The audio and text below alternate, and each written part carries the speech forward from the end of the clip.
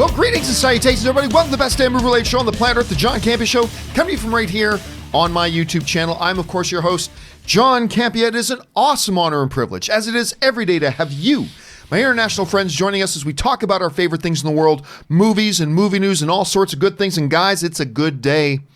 It's Star Wars World Premiere Day. The world premiere of Star Wars Rise of Skywalker is tonight. And joining me here to help celebrate the momentous occasion is, of course, the one and the only Mr. Robert Meyer Burnett. Robert, how you doing, sir? You know, John, despite all the bickering that goes on online about the upcoming Star Wars Rise of Skywalker movie, I'm damn excited. It's a Star Wars movie, dude. And until it's not, I'm going to be very excited about this film. I can't wait.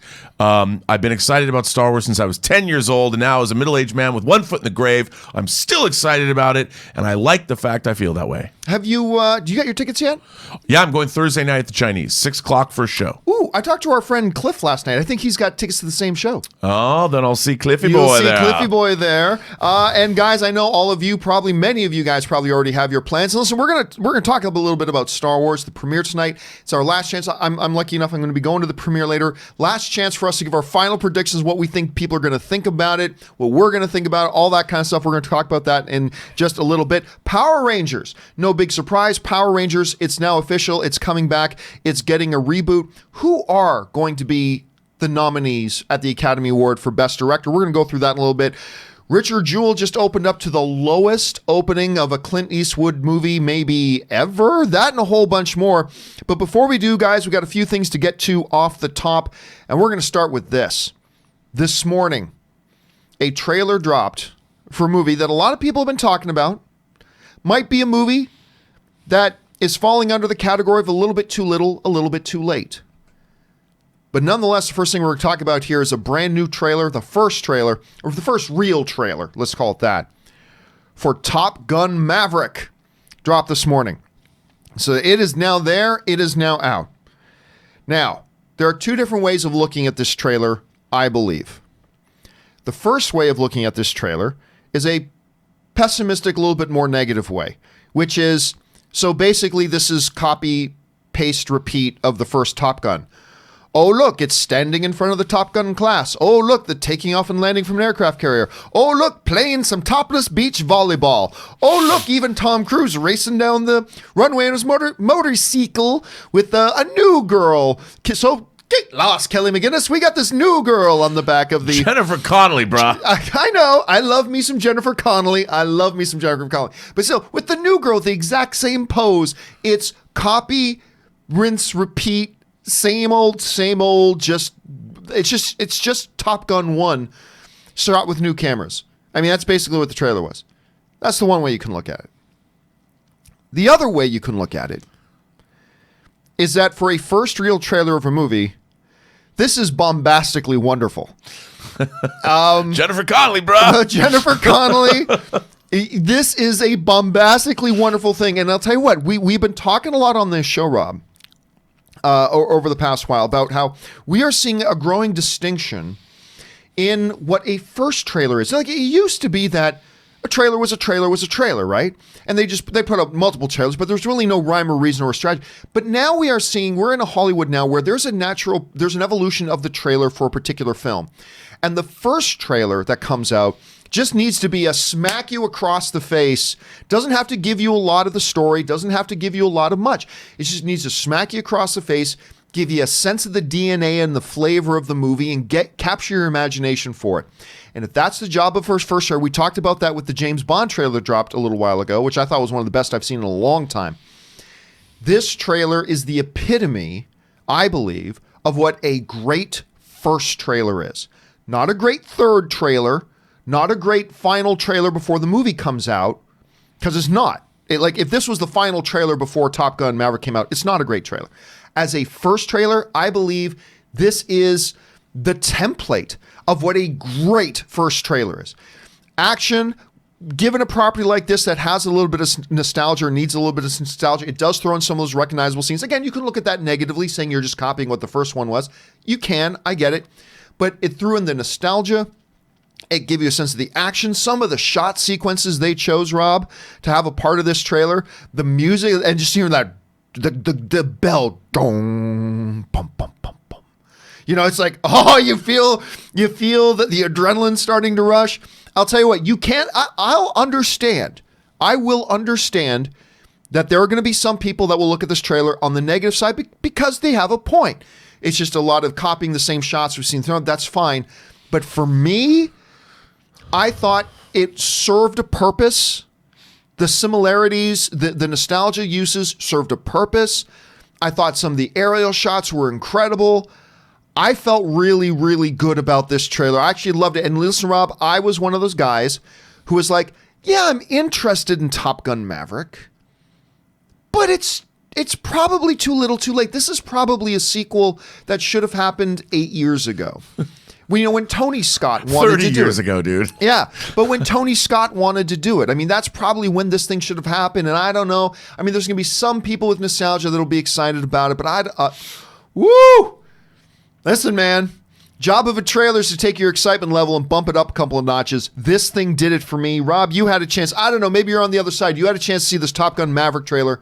What did you think about it? Dude, the trailer opens with a quick shot of an F-14, a Tomcat, which is what the planes were that they were flying in the original Top Gun. Probably my favorite jet of all time. I can't tell you how many models I built of a Tomcat. And then there's a P-51 Mustang in the trailer. Cadillac of the Sky, for those of you who saw Empire of the Sun. And then, of course, we go into the Hornets and the other modern craft. This trailer to me was pornographic. I was so excited. I mean, I'm watching this. First of all, Joseph Kosinski, who directed Tron Legacy and Oblivion. And whatever you think of those movies, the guy knows how to frame a shot. It's like every single shot in this movie. It's not Tony Scott beautiful, but it's beautiful. It's in a different, more of a realistic way, less filters. I'm just sitting there gleeful. I mean, I love that first trailer that dropped at San Diego, that announcement trailer. But like you said, this trailer, I mean, my blood was pumping to my nether regions this morning in a big way, if you know what I'm saying. I love this trailer. I can't. And then I love the quip. I don't like these trailers that don't give us any like dialogue. And when one guy says, thank you for your invitation, Maverick says, that was an order, Maverick. Yeah. And he kind of gives that. It's called orders. It's called Maverick. orders. Yeah, that's right. I'm like, I am so in. John Hamm's. I can't. I can't wait. I'm so excited for this, John. I shouldn't be. I shouldn't be a movie that's 35 years after the original or whatever, 34 years. I shouldn't be as excited about this movie as I am. But after, I'm just giddy. Giddy, John, giddy. One of the interesting things about the trailer, though, I'll say this, is that we've been told that one of the key underlying things about this movie is, a Air Force in an era that is shifting towards pilotless drones. And they didn't give us any of that in this trailer, which again, for a first trailer, I'm okay with. I am okay with that. You're not telling us what this movie's about. You're not telling us what, I get it. And for a first trailer, a first real trailer, I'm okay with that. You got to start giving that stuff to us in the further marketing as we start getting closer to the movie. But I'm actually okay with it, and I love this trailer. And listen, guys, I literally just put this up just a couple of minutes before we started the show, so it's only been up for a few minutes. But I decided to make that the object of today's question of the day, and I wanted to ask you guys, what did you guys think about the new Top Gun trailer? So let's bring that up here. I just put this up a few minutes ago. And as of right now, about 600 of you guys have voted. And the question was simply this. The Top Gun Maverick trailer has arrived. What did you think of it? 48% of you are saying it was great. I'm surprised. I thought more people would say it was great. 36% of you are saying it's okay. And 15% of you are saying, meh. And I get it. Again, I get it. There's going to be people who look at this trailer and it's like, really? I mean, look, I love the trailer, but even I was like, did you have to put in the exact same motorcycle shot with the girl behind him with her head in the same place? Like Jennifer Connelly, bro. I know. I love Jennifer Connelly, but I'm like, even I, who love the trailer, was kind of like, really? Did you even have to put that in with the beach volleyball, with everything? So I get it. I get the 15%. But I'm not going to lie to you guys. I count myself in that first column about thinking that this was great. Rob, I know you thought it was great. I'm going to leave this poll up for the rest of the day, guys. So if you guys want to jump over and let us know what you guys think, or just jump down to the comment section below and let us know what you thought about this trailer. All right. Got a couple more things to talk about here off the top. And the first thing I'm going to talk about off the top here after that trailer is this. One of the shows that got announced a while ago that we've been really curious to see, and then a first trailer dropped, and our curiosity turned into, I think, full-fledged enthusiasm, was the upcoming Star Trek show, Star Trek Picard. Of course, with the return of the great Jean-Luc Picard, Patrick Stewart still playing the role, who, by the way, looks maybe 8 years older than he did in The Next Generation, as opposed to like 40 years older or whatever he's supposed to be in this. They have gone ahead. This show does not debut for another month. Season 1 does not debut for another month. The news has now come out that CBS All Access has renewed Star Trek Picard for Season 2 ahead of its season premiere. Now, we've seen this happen just recently. I believe it was Witcher, was it not? Witcher got renewed for Season 2 even before they debuted it. Listen, getting the actual green light, this is something important that people got to keep in mind. Giving a show an actual green light, that is a commitment of a certain amount of dollars. It's not just coming out and saying, hey guys, I think we're going to do season 2, and later you can take that back if you want. Once you do the green light, that means you've signed some contracts, there's some guaranteed money. You are actually putting your money where your mouth is when you actually put in an order for a second season. There's some non-refundable money. You can still save some money by canceling it later, but you are actually putting up some non-refundable money. That's what they've done. They've committed X amount of dollars to this project now, regardless of whether it happens or not. So you have to have, if you're a studio or if you're a network, you have to have a certain degree of confidence in a project, particularly in television, that the first season is good and you think the audience is going to respond to it, to go ahead and make that financial commitment of putting in an order for season 2 already. So to me, just like with the Witcher situation, I think this bodes very, very well for this Picard show, Rob. It's a vote of confidence. It doesn't guarantee the show's good. It doesn't guarantee it by no stretch. But to at least have CBS All Access exhibit this kind of confidence that we've seen the season 1, we know it's good, and we believe enough that the audience is going to like it, that we're going to go ahead and commit X number of dollars to putting in an order for season 2 already. Rob, as our resident Star Trek guy here, your thoughts on the renewal of Picard for season 2 before the debut of season 1? Well, it's very interesting because, as we all know, Viacom and CBS joined back together. They were bifurcated in 2005. The merger was allowed. It went through, and it's happened. And this move, it might have been in the works beforehand, but it seems like this could be one of the first actions taken by the newly formed back again, full-on Paramount, Viacom, CBS. So it's even doubly interesting to me that they've done this, which means they've given the show a huge vote of confidence. Michael Chabon, the showrunner, is moving over with his wife to do The Adventures of Cavalier and Clay, and he's been running, that's his Pulitzer Prize-winning novel. They're doing a series of that. So he was the showrunner of Picard Season 1. So there's a lot going on. It says to me that they have huge confidence in the show. And look, I would love nothing better than to love modern Star Trek. I've been basically in a state of depression for the last 10 years about the state of Star Trek, and I want this Picard show more than anybody to be great. I want to love Star Trek again, make Star Trek great again. I hope Picard does it. This is a good vote of confidence. I'm very excited. It debuts on the 23rd of January, and I'm excited, John. And maybe not as I don't have my blood in my nether regions the way I did for that Top Gun trailer, but I'm getting excited for Picard. I mean, all we can do is hope it'll be at least half as good as Discovery. Because if it's at least half as good as Discovery, don't even start with I'll me. be happy. Don't at least one of us in this room will be happy. All right, guys, question is, what do you think about CBS All Access going ahead renewing Star Trek Picard for season 2 already? Jump down into the comments section below and let us know your thoughts. All right, guys.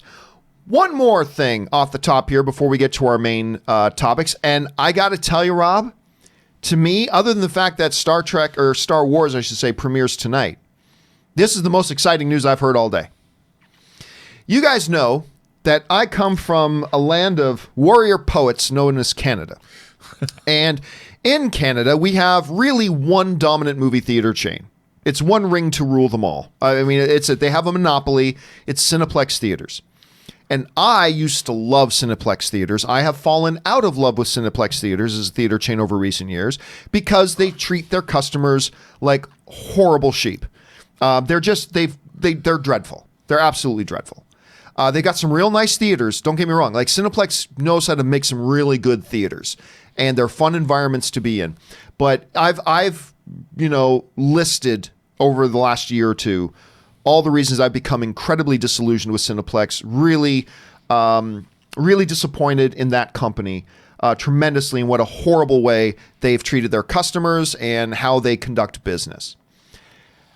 But Rob, it looks like there is a new sheriff in town, as the news has been announced that Cineworld, the UK theater chain that last year bought Regal, has now purchased, or at least they've put the agreement in place to purchase Canada's Cineplex theaters, a deal that is expected to clear all the red tape that it needs to clear and go into effect in the first half of 2020. This essentially, now this is interesting for everybody. As of right now, this moment, AMC Theaters is the largest North American theater chain. After this deal goes through, AMC Theaters will no longer be the biggest North American theater chain. It'll be Cineworld. They will be the de facto runner because they will own Regal and they will own Cineplex. And they will become the company with the number one reach theatrically in North America. So this is exciting to me for two reasons. Reason number one, I hope they right the ship over there and start treating the customers better. Because the way they do business is just terrible. I've gone into this many times. And even if they don't change the board and if they don't change the leadership of the company, I hope at least Cineworld will say, you're going to start putting these business practices into effect because you're going to start doing things properly. So I can hope for that. The second thing, though, that is exciting, if you're a Canadian theater goer, is this. Guess who created the whole idea of a movie membership? It wasn't AMC A-List. It wasn't Movie Pass. It wasn't Cinemia. It was Cineworld. Cineworld's been doing this for almost a decade over in Europe. And they are the ones who then, they purchased Regal. Boom. What did Regal then get? Regal got Regal Unlimited. So forever, Canadian movie fans have been screaming for a subscription service like we have with AMC A-List, like Regal Unlimited, like Cineworld offers. My hope now is that Canadian movie fans, not only are they now part of the largest theater, exhibitor chain there is, I'm hoping this is going to kind of be the harbinger, if you will, of a day soon, hopefully sometime in 2020, where Canadian fans can pay $23 a month, $24 a month, and have that sort of experience that movie fans here in America and in other countries around the world are able to enjoy. I think this is terrific news. I'm so excited, Rob. Now, you're not a Canadian yourself. I don't know that you've ever had to endure what Cineplex... I mean, Cineplex used to be great when I lived there. They used to be great. They've just gone downhill. But what do you think about a merger like this? Well, first of all, Cineplex did buy General Cinemas when I was, a young man in Seattle growing up. And some of my favorite theaters that I had many, like the Overlake Cinemas, where I saw Scarface for the first time upon its opening night, its release, they bought. So I was very familiar with General Cinemas. And in the 80s, it wasn't Garth Ancier, because he was a television executive, but it was Garth Drabinsky, I think, was the owner of General Cinemas, and Cineplex. And Cineplex was producing movies, in the late 80s and early 90s. So, but I don't know anything about the movie-going experience in Canada. I can only take your word for it. But I think this is I think it's a vote of confidence, and it shows that the movie business itself is in good shape. A $2.5 billion spend, that's a lot of money. And that says that movie going is still vibrant. Look at the box office we've seen this year. People still love the movies, John. With all the streaming options, with everything that's happening, I think this shows that movie going is very healthy. And I think that's good. So the question is, particularly for those of you who might happen to be in the great kingdom known as Canada, let me know, what do you guys think of this? Maybe you're worried about this. Maybe you like Cineplex the way it is. I certainly don't, but maybe there are those that do. How do you feel about this? Jump it down in the comment section below and let us know your thoughts. All right, guys, with all that stuff down out of the way, it's time for us to move into our main topics today. Now, I'm going to let you know, after we're done our main topics in hour 2 of the show, we're going to take some of your live questions. You want to send in a live question? 2 ways to do it. Number 1, in the top line of the description of this video, you're going to see a tip link. If you use that and send it in, you're going to be able to get your question on the show here today, or you can use the traditional YouTube Super Chat way. Either way, you'll get your question answered in a video. Okay. Now let's go on to our main topics. And how do we select our main topics here on the John Campea Show? Well, it's really rather simple. See, you guys come up with them by simply going over to www.thejohncampeashow.com/contact. Once you guys get there, you're going to see a form. Just fill it out with your topic or question, hit submit, and then maybe, just maybe, you might see your topic or question featured here on the John Campea Show. With that down, let's move on to our first main topic today. And our first main topic today gets submitted to us by Clark Washington, who writes, "Woo! Jumanji: The Next Level opened this weekend to $60 million. This marks an improvement over the last Jumanji's 3-day opening take of $36.1 million. The question now is, how will it do long term, considering that unlike the last film, which opened after the release of the Star Wars film, this time it's going into the opening of the Star Wars film?" All right, thanks a lot for sending that in, man. And yes, for those of you who may not have seen it, the Jumanji, I call it Jumanji 2. Some people will call it Jumanji 3, whatever. I call it Jumanji 2. Jumanji: The Next Level, which I really quite enjoyed. I did my review of it last week. I quite enjoyed this movie. Not quite as good as the first one, but I quite enjoyed it. I had a really good time with it. It's open in theaters, and it's open to $60 million. Now, there are some people who will look at that and go, well, $60 million's not that much.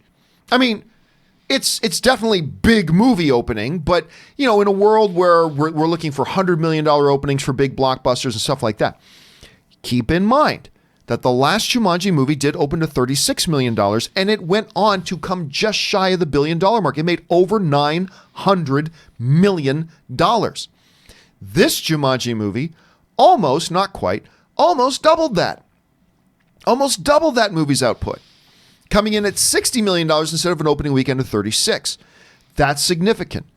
The question then becomes, does this mean that it's going to almost double what the box office was for the first Jumanji overall? And Rob, I'm going to propose that the answer to that question is no.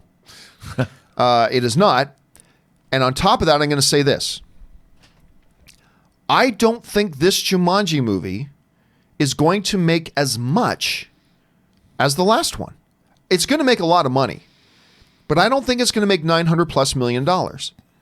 You might say, but John, how can you say that? It just had almost double the opening. I get it. There's a couple things working against it. The first thing that's working against it is, as I said, this one isn't quite as good as the last one was. Still good, thumbs up from me. I enjoyed it very much, but not quite as much as the first one. So it has that working against it. The second thing working against it is this, is that I think one of the things that pushed the first Jumanji movie over $900 million, and I love that movie, was the fact that it caught so many of us by surprise. It was so unexpectedly charming and so unexpectedly funny because a lot of people, including this guy, Rob, looked at that first Jumanji movie going, really? Me too. Really? We're doing Jumanji again? Really? And I loved it. And I think caught a lot of people by surprise. There was some stunned word of mouth going, oh my God, you got to see this. And the fact of the matter is, this time around, the element of surprise isn't there anymore. So I think the combination of, and I would love to turn out to be incorrect about this. I would love it because this is a really good, enjoyable, fun movie. I honestly don't think the fact that it's coming out before Star Wars will have anything to do with it. I really don't. I think it'll be big, but what will prevent it from being as big as the previous one is, number one, it's not quite as good. Number two, the element of surprise is gone. This isn't something new and fresh, something like we hadn't really experienced before when we saw the last one. So I'm thinking no, but I don't think it's because of Star Wars. Rob, I know you haven't had a chance to see the new Jumanji yet. No. But as you're seeing these numbers, big opening weekend, especially compared to the last one, do you think this Jumanji can meet or exceed the final box office results of the last Jumanji? Well, I think all of you made some really salient points, and I tend to agree with most of what you said. I think it really depends. We're going into the Christmas season. I don't think the movie could have opened at a better time. Our viewer asked about Rise of Skywalker. I don't think that, I mean, yeah, it's kind of the same kind of audience, but all the people that saw that first Jumanji and loved it are going to turn out and go see this Jumanji as well. I don't think any other movie has an effect necessarily on Jumanji's box office. And as we move into the holiday season, school is out next weekend for the opening of Rise of Skywalker. People are going to go to both films. But that said, I think Jumanji will do very well. But again, you know, we tend to now think, oh, any movie can make $1 billion. And getting anywhere close to $1 billion for any movie is an enormous feat. It's an enormous accomplishment. Yeah. And I think if this movie made 600 million or 700 million, that's a big win still for this movie. Now even 800 million, people are like, oh, wow, only 800 million. It didn't come close to the first movie's. But like you had said, it's no longer novel. You know, we know what the approach is. We've understood that. And I think, sure, the second Jumanji is more of like it's comfort food. So I think it absolutely has a chance of matching the first film's success. I could see it doing that because there's more people that have seen Jumanji since the first one came out on cable or whatever. But like you said, there's a lot of choices out there. Rise of Skywalker it is kind of the same audience. And it wouldn't surprise me if Jumanji didn't make as much as the first. And if it doesn't, I don't think it's going to be at all a disappointment for the studio. I think it's going to be a big epic win no matter what. I think around the world, this movie's going to play very, very well. It's going to do a lot of business in foreign territories. And that's, if it does huge in China or something like that, it could get to make as much as the first movie, but it wouldn't surprise me if it doesn't make as much. You know, you raised an interesting point, and this is part of film fandom today. Let's say this movie makes $600 million, which by any measurement is a huge hit, even with how much money they spent. If they made $600 million, they are laughing all the way to the bank. Yeah. But you know there are going to be people in film fandom that'll go, oh, wow, what went wrong? What went wrong? Why did it flop so bad? You know that's going to be out there. It's like, what are you talking about? The movie made $600 million. So I don't know. If it gets up to the $900 million, great. I would love to see it exceed it because I think it's a quality, fun movie. I think people are going to enjoy it. I don't think it'll match it, but it doesn't need to still be a huge success. Question here is, what are you going to say? Well, I was going to say, just like you said, in terms of money, people think that $60 million isn't impressive. But it is impressive. It's very impressive. And nowadays, because we're film punditry, we're talking about these. Endgame made this much money. I mean, we're talking about movies that in the entirety of human history are making over $200 million for their opening weekends. This is not the norm. This is not usual. And if a movie the first one opens at what, 38 million, and the next one opens at 60 million, that's an epic win. That's an epic win for everybody. So and worldwide, it's already up past $250 million. So it's off to a good start. Question here is, guys, what do you think is going to happen with Jumanji? Have you seen it, by the way? What did you think about it? How do you think it's going to do overall? Jump down to the comments section below and let me know your thoughts. All right. With that down, let's move on to our second main topic today. And our second main topic today gets submitted to us by Maxie S., who writes, 4 of the 5 spots for Best Director at the upcoming Oscars seems to be clear. Bong Joon-ho for Parasite, Quentin Tarantino for Once Upon a Time in Hollywood, Martin Scorsese for The Irishman, and Sam Mendes for 1917. Who will be the fourth? You probably meant who will be the 5th. Todd Phillips, Joker, who got a Golden Globe nomination with the other 4, but didn't receive a Critics' Choice Award. That's not really, doesn't mean too much. Noah Baumbach for Marriage Story, who missed out on the Golden Globe nominations. Thanks a lot for sending in the question, man. And you know what, Maxie? I actually have to kind of agree with Maxie. I think at this point, the way we're seeing all these different award bodies forming up here, it does kind of look like 4 of the 5 spots are settled. Yeah. And I kind of agree with that. The question then becomes, who's the 5th? And they raise a couple of ones. I think, Todd could definitely be one of them for Joker. We could get one for Marriage Story. That's a movie that's got a lot of heat behind it right now. It's not just who I hope does. I'm going to guess this is who I actually think is going to get that 5th spot. It's not just that I hope they do. I think this is who will. I think it's going to be Taika Waititi, because I think I think the Academy is going to look at what he did with Jojo Rabbit, with the fact that it's an incredibly hard-hitting, dark look at a certain time in our history, while being incredibly hilarious, while being incredibly emotional.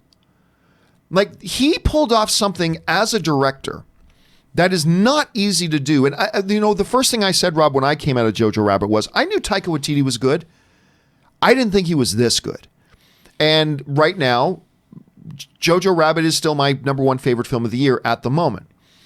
So I believe this is the 5 you're going to see, because I agree with Maxie, Rob. I think Bong Joon-ho, Quentin Tarantino, Martin Scorsese, Sam Mendes, I believe those 4 spots are locked. We don't know that 100% for certain, but I'm feeling pretty good about that, and like Maxie does as well. And I think that 5th spot goes to a Taika Waititi at this point. Rob, as you look at this list we've got, I mean, Tarantino, Mendes, Scorsese, Ho, when you're looking at this, we know there's probably only one director spot left in play. Who do you see as the major players, and ultimately, who do you think is going to be the one that gets that final spot? Well, I think, you might be right about this. The Taika Waititi thing, the thing about Jojo Rabbit is that, like you said, it's not an easy thing to do. He's juggling all kinds of different stuff, and he was able to keep it together. Now, Noah Baumbach, Marriage Story is getting a lot of buzz, and a deeply personal movie for him. But again, you have 2 great performers, but the story isn't. I think it's more grounded, more down to earth. Whereas I think what Jojo Rabbit did was a lot harder to do as far as movies are concerned. To juggle, I mean, on one hand, it's satiristic. I mean, a movie about a kid with an imaginary Adolf Hitler best friend could go very wrong in so many different ways. And it could go south fast. And the fact that he was able to pull it off, I think that's a good bet. Although, maybe they'll go for I haven't seen Little Women, but Greta Gerwig maybe, which is interesting because her and Noah Baumbach are a couple, and they just had a child together. But I could see them wanting to get a woman director in there. But again, I don't know. So I think Taika Waititi is probably as good a bet as any. Question here is, guys, do you agree with Maxie and Rob and I that you think those 4 spots are kind of locked and now we're just looking at a 5th? If so, who do you think that 5th spot goes to? Jump down to the comment section below and let us know what you guys think. All right, with that down, let's move on to our 3rd main topic today. And our 3rd main topic today gets submitted to us by Gregory Vogt, who writes, I saw Richard Jewell on Saturday, which you guys know my weekend was completely booked, so I did not have a chance to see Richard Jewell yet, but I want to. And I loved it, particularly because of Paul Walter Hauser's performance. By the way, this dude is very quietly becoming a name. I love this guy. As the title character, I was really bummed that it made only $5 million opening weekend. Why do you think this film underperformed? And considering the A cinema score, do you think it could have legs throughout the holidays? All right, thanks a lot for sending that in, man. And first of all, Paul Walter Hauser, who is not a household name, and a lot of people probably watched the trailer for Richard Jewell and thought, who's this guy? He really first caught my attention in a big way in I, Tonya, where, oh my God, he stole the show. I mean, Margot Robbie, well-deserved, got an Academy Award nomination for that. But I'm telling you what, he stole the show in that movie. He was also very, very good in Black Klansman. He was really good in Black Klansman, and he was kind of the perfect choice for this role in there. Unfortunately, the movie only made $5 million. Why did it underperform on that level? Well, I think there's a couple things to look at here for context's sake. Let's first acknowledge that Clint Eastwood movies, while certainly of a high caliber, most of the time, don't always really big. I mean, look, if we look at the last 5 films that he did, now American Sniper, 633, that's because it was a limited release on its opening thing. So let's ignore that number. And it made huge amounts of money later. Let's all keep in mind that American Sniper went on to be huge at the box office. Sully, which is an event, like everybody loves the big heroics, and was a big event and all that kind of stuff. You had Tom Hanks in the lead role, made $35 million. But the last couple, 15-17 to Paris, $12 million. Okay, for a movie like that, it's all right. The Mule, with a huge movie star, that going back to a guy he worked with in American Sniper, made 17.5. So let's not pretend that his Eastwood movies in the last number of years have opened to huge numbers. Respectable numbers for what the movies were, not huge. Richard Jewell comes in at 5. I think, to me, Rob, and I know I was having a conversation with a mutual friend of ours prior to this coming out. We were talking about something else. The topic of Richard Jewell came up. And I speculated that I didn't think it was going to do all that well. Mainly because I think, unlike Sully, right? Everybody loves a good story about heroics. And what happened there was clear, and everybody remembers. This hero saved the lives of tons of people on that airplane by doing something ridiculous and landing that plane in the river. And we all remember that. And it was a big thing, especially because it was so tied to 9/11 and the events of all that kind of stuff. And we remember that. And then you had this big star's face plastered on the poster in Tom Hanks and all that kind of stuff. With Richard Jewell, when you're going back to the Atlanta Olympics and stuff like that, this is an older event that certainly captured the news cycle for a while, but there are still a lot of people that still have no idea what really went down with this. Despite the fact that it has played out over history, now we know. Right. But whereas everybody, boom, the Sully thing, we know what happened. With the Richard Jewell thing, it's not something I think that's stuck in the public consciousness as much, because I think there's still a lot of confusion over what ultimately turned out from that. You've got a guy's face who was great, but nobody knows who Hauser is. So you got that playing off against it as well.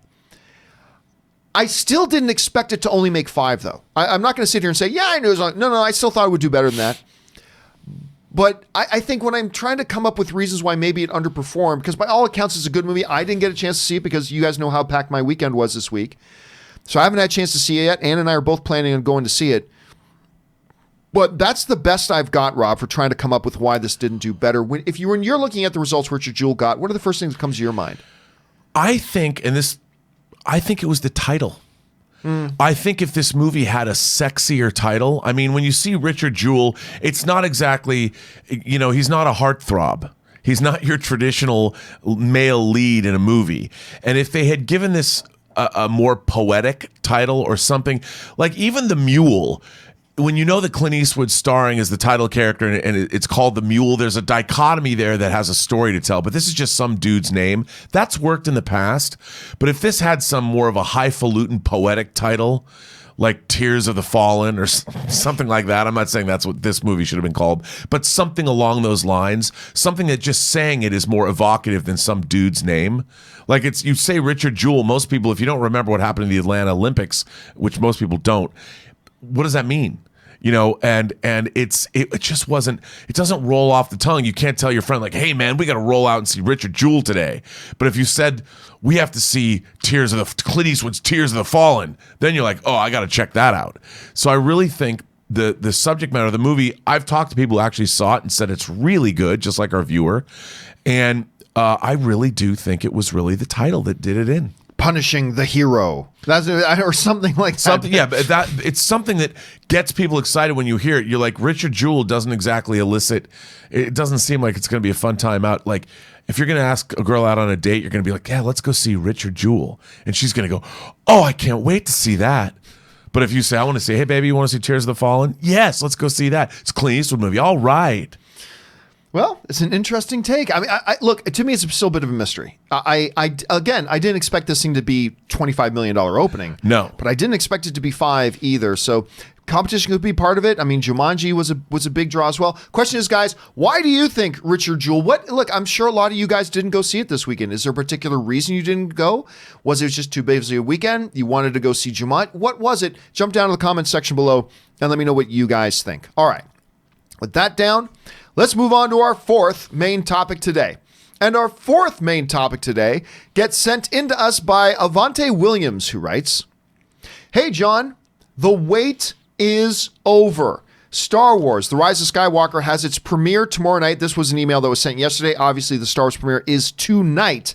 It is exactly 9.5 hours from now, I believe, tonight. And they're saying that the social media embargo lifts as soon as the movie is done. So what are your last minute predictions for the movie? And if you look into your crystal ball to see into the future, what do you think the reactions from the crowd at the premiere will be? Great, bad? What do you think? All right. Thanks a lot for sending that in, man. And it's true. Tonight is the premiere of Star Wars, The Rise of Skywalker. And the social media embargo does lift tonight. So as soon as we come out of that premiere tonight, the social media embargo is lifted. The full review embargo is still in place until Thursday morning, I believe, or late Wednesday night. but the actual social media, you can put out your social media reactions tonight. So just to let you guys know, probably around 10:30 p.m. Pacific Standard Time tonight, you can probably come back to my YouTube channel and I will probably post up a quick 1-minute video that will basically be me repeating in video form of what I'm going to put out on Twitter and Facebook and whatnot about my reaction coming out of the movie. And I will give you my reaction. I will let you know what I think of this movie. Keep your eyes open for that video a little bit later tonight. It'll be from the premiere, so I'm just going to do it with my crappy camera, like, hey guys. So that's probably what it's going to be. So keep your eyes open for that tonight. What am I expecting? Rob, this has been a marketing campaign that I have been openly critical of. Not that I thought it's been terrible. I haven't. Don't get me wrong. I haven't thought it's been a terrible marketing campaign, but I didn't think it was a particularly good one either. The last trailer that came out was the best Star Wars trailer in years, so that got me excited, all that kind of stuff. You know, this is a franchise to me. These new films to me have been miles above the prequels, miles below the original trilogy. So it's been like equal parts. So it's like the original trilogy up on Mount Olympus, the prequels way down here, the new films somewhere in the middle there. So I've liked one of them. I liked very, very much. I loved The Force Awakens. I really, really enjoyed Rogue One. I quite enjoyed Solo a lot, and I enjoyed The Last Jedi. So that's where we're at this point.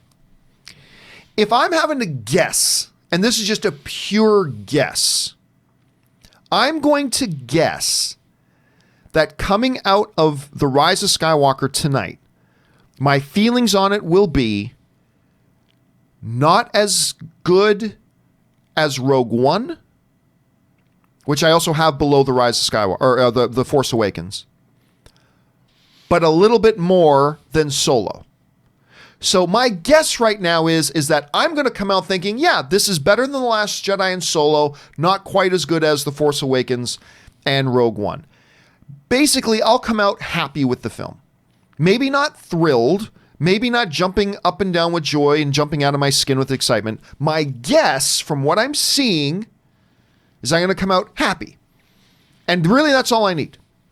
You know, Rob, somebody sent in a question to me the other day that said, and they meant well. They meant well. So, yeah, so if you're the person who sent the story, don't take this badly because I know you meant well, right?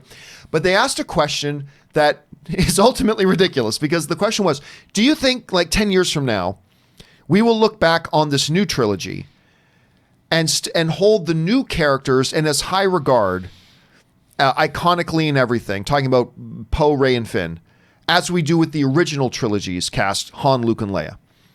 And I said, well, the thing is, and I know they meant the question well, the thing is, that's preposterous because no movie is going to have characters come out that hold their place in the pop cultural consciousness and become mainstays in the pantheon of our culture like Luke, Han, and Leia did with the original trilogy. No movie. Lord of the Rings didn't. I'm sorry, but like Endgame doesn't. We're not going to be talking about those characters the same way we talk about Han, Luke, and Leia 40 years from now, the way we do Han, Luke, and Leia 40 years later. And so, no, we are not going to look at Poe, Rey, and Finn in the same regard as that. We're not, but no movie is. That's an unreachable standard. Question is, will we look back on them favorably? Will we look back on them favorably? And I don't know that we can answer that question until tonight. Tonight we'll find out.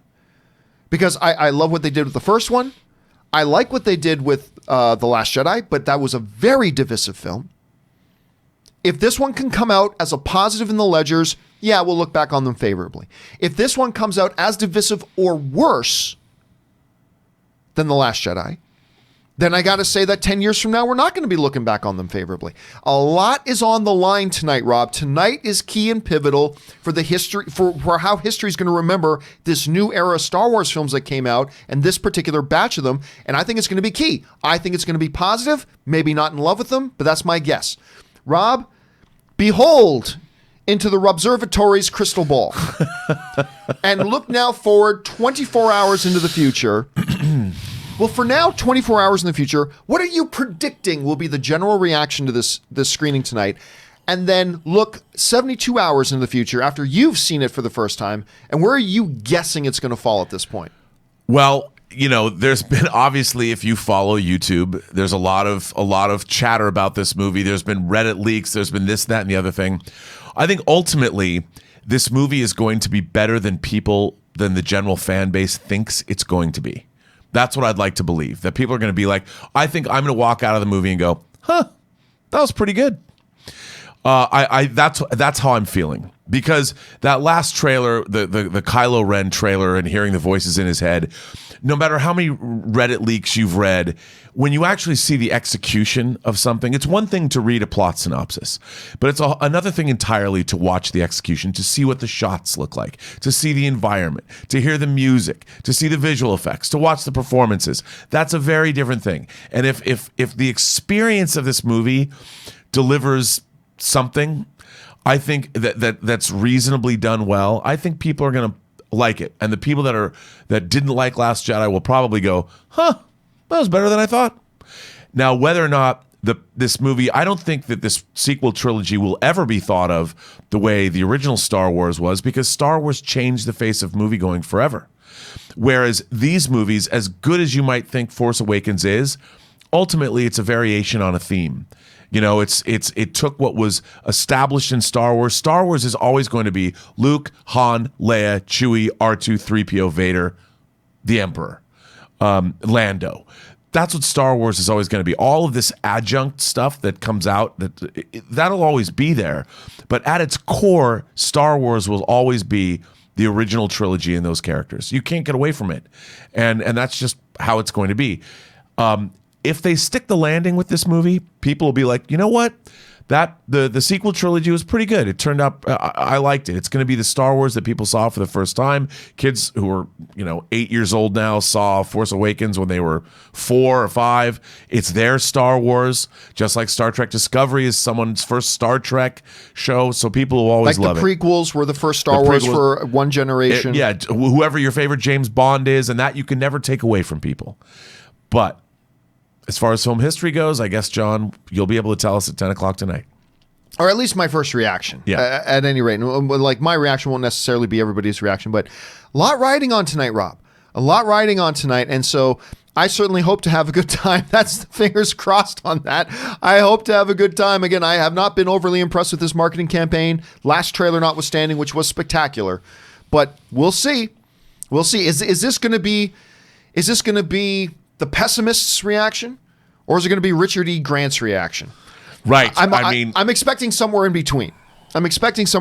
So question is, guys, if you had to just radically guess, and that's all we're asking you to do, because it's just a guess. We're just guessing, speculating, guessing. What are you expecting out of this thing? Jump down to the comment section below and let us know your thoughts. And I'm sure a lot of you guys are going to have a lot to say about this topic as we get into the live questions, but we'll get to those in just a little bit. But before we do, let's move on to our final main topic today.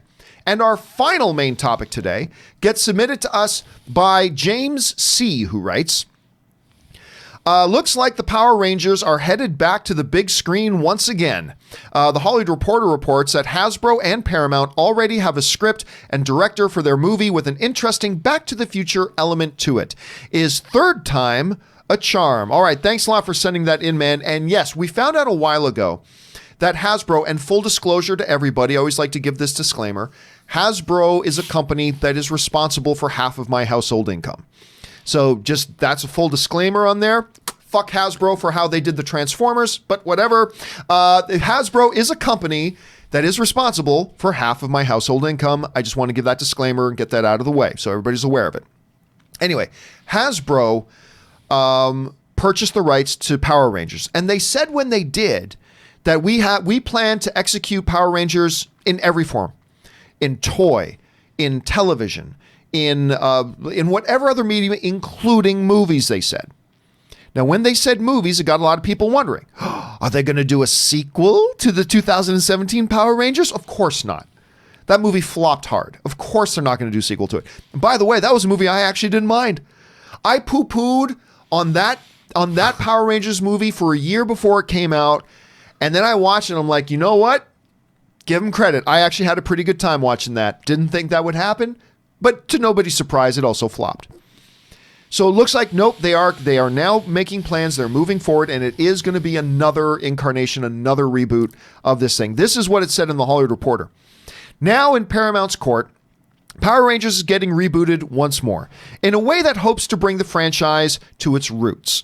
The story is said to involve a time travel element that brings the kids to the 1990s, and in Back to the Future fashion, they have to find a way to get back to their present. Patrick Burley, who wrote the upcoming Peter Rabbit 2, which looks terrible, by the way, The Runaway, is penning the script. That's from the Hollywood Reporter. Now, of course, they do have also a writer or director in talks, but it's not signed yet. They have a director in talks, but that is not signed yet, just so we're all aware of that. I'll tell you what. I like this. I think this sounds like a good direction for them to go. And by the way, I think they're going to take it a little bit more kid-targeted this time around. The last time around that they did Power Rangers, Rob, while I enjoyed it and I liked it, they were going more of the teen angsty YA novel kind of approach to Power Rangers, which, while I enjoyed it, I didn't love it, but I had a good time with it. It did move away from its roots and being just really more kid-targeted. I feel like under the stewardship of Hasbro, they're going to do this thing in such a way that will be less appealing to me, but I think ultimately more successful, which is getting it back to being a little bit more kid-targeted. Now, that doesn't mean I'm expecting Barney the dinosaur version of it, but again, a little bit more kid-targeted. So I think this sounds interesting. Rob, you're looking at this. What do you think about this development? I mean, Power Rangers, it's interesting because I just recently watched the Power Rangers episode on the Toys That Made Us that's on Netflix. Really interesting where the Power Rangers came from, how it was developed, how it took a really long time for Chaim Saban to get anybody to bite on Power Rangers. He was the visionary that figured out a way to do it. And for 8 years, he couldn't get it done. But I don't necessarily know if Power Rangers, in our post-MCU and DCU and all the movies that we're getting, maybe Power Rangers is past its expiration date as a franchise. I mean, it is a product of its time in terms of, and of course it has a rich history in Japan that goes back decades. But that said, I'm also a firm believer in if you've got a great story to tell and you've got a great take on it and the story is well executed, you can get people to watch anything. I wouldn't have thought a movie like Creed would have worked, but you had the right director, the right screenwriter. He really had a vision for it and did something I thought was amazing, reinvigorating the Rocky franchise.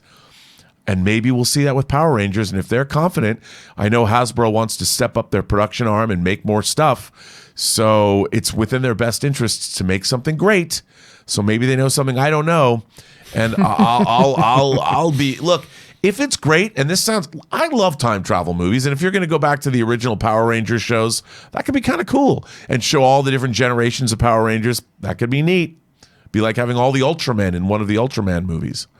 That's a Japanese thing, but it'll be interesting to see if it, you know what, John, I'll watch it.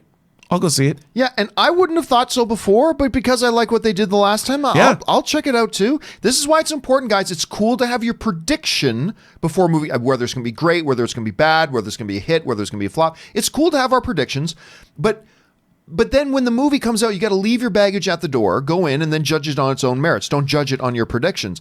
And that's why every once in a while I can come out and be really pleasantly surprised. But you know what? That was pretty fun. And I like the fact that they're talking about they have a script. Yes. It's not like something they're going to try and throw something against the wall and make it stick. They have a script, which means they have a story. And if they have a story they're willing to bet on, that's the most important thing when it comes to movies that are upcoming. As long as I know they've got, somebody thinks, we have a good script, we're going to make this movie. So I'm going to give them the benefit of the doubt. So let's wait and see what happens. Question is, guys, are you excited about this? Do you think this is interesting? Do you think they'll move a little bit more kid-targeted to be more traditional? Do you think they'll continue on with the kind of the YA angle that they went with the last one, which I think actually turned out pretty well, even though the movie flopped? What do you guys think? Jump down into the comments section below and let us know your thoughts. All right, guys. With all of our main topics now down and out of the way, let's move into the most important part of the show, which is what you guys have to say, taking your live comments and questions.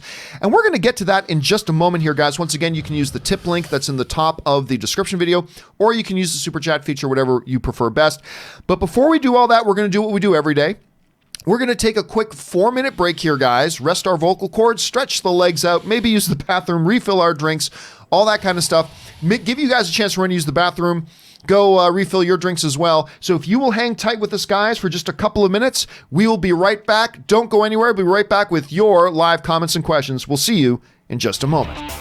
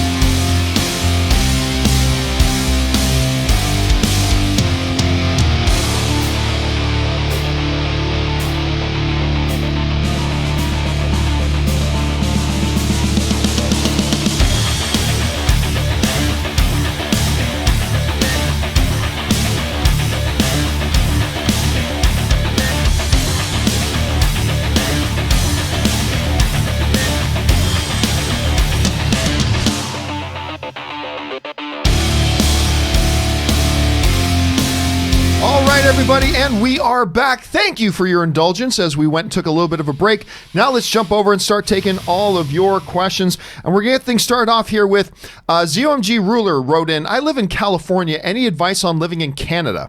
Well, it really depends on where you live, because Canada is a very, very big country. My biggest thing is this. People in Canada like being polite. Don't move to Canada and be an ass and think you're going to get away with it. Canadians expect a certain level of politeness, civility, and whatever. So just that's the best thing I can look into. Other than that, it really depends on where you're moving, because culturally it's a very, very big country and has a lot of diversity there. All right, Ryan Lohner writes, finally figured out the big thing bugging me about The Boys. With The Deep clearly being a take on Aquaman, it feels like they have no idea people think Aquaman is cool now, acting like he's still the joke was pre-Jason Momoa. I disagree with you, Ryan. That shouldn't have anything to do with it. That's like saying, what's the Batman's character's name in The Boys again? He's... I can't remember the name of the character, but he never speaks. The Dark Noir. Yeah, Black Noir or something like that. That's to say, don't they understand that Batman talks? Well, of course they do, but this is their iteration of it. It's their iteration of it. So I disagree. They shouldn't be like, make him just like Aquaman, make him cool so people like him. No, this is all their iteration. By the way, they're all unlikable. A-Train is unlikable. They're all unlikable. That's the whole point of it. So I don't think that's the case, Ryan. I think they understood that. A Massive Jada writes, throw me down a reactor shaft and I shall become more powerful than you can possibly imagine. I like that little take on that. Going to see episode 9 on Wednesday the 18th. I was neutral on the movie, but that Emperor trailer actually raised my hopes, so now I'm ready to be disappointed. Robbie raises an interesting point, because with the really what I consider to be pretty mediocre ad campaign, not terrible, but pretty mediocre ad campaign for The Rise of Skywalker, I don't know that everybody had super high expectations. And then they had to go out and put that new trailer out, and now our expectations are high, and we're all set for disappointment. What do you think? I think it's probably true. I mean, again, we don't know anything about what is this movie even about. Okay, we know Kylo Ren and Rey have something going. We know they're going to fight or whatever. But what is the intellectual reason for me to want to rush out and see this film? That new trailer with Kylo Ren hearing voices in his head that the Emperor has put there. He heard Snoke. He heard Vader's voice. That's something interesting that I'm like, oh, well, that's a compelling reason to go see the movie. But that might be all that there is in the film that becomes intellectually compelling to me. I hope there's more to it than that. I like seeing Star Destroyers and ice, I guess. And ice, I guess. All right. Next question comes to us from Willow, who writes, The Guardians of Gaul is the Zack Snyder Owl movie. Rise of the Guardians is the animated holiday movie with my celebrity crush Chris Pine as Jack Frost and Alec Baldwin as Russian Santa. I'd love to see a sequel to both films. That you're not going to see a sequel to that. I don't think it did well enough. But I did like that one. By the way, it's not called The Guardians of Gaul. It's called The Legend of the Guardians. That's that one. It's The Legend of the Guardians, The Owls of Gaul. Versus Rise of the Guardians. Somebody wrote a question the other day about Rise of the Guardians, and I got that mixed up with Legend of the Guardians. And I started answering that question, right? But yeah, that animated Christmas movie is actually pretty good. Did you see that one, Rob?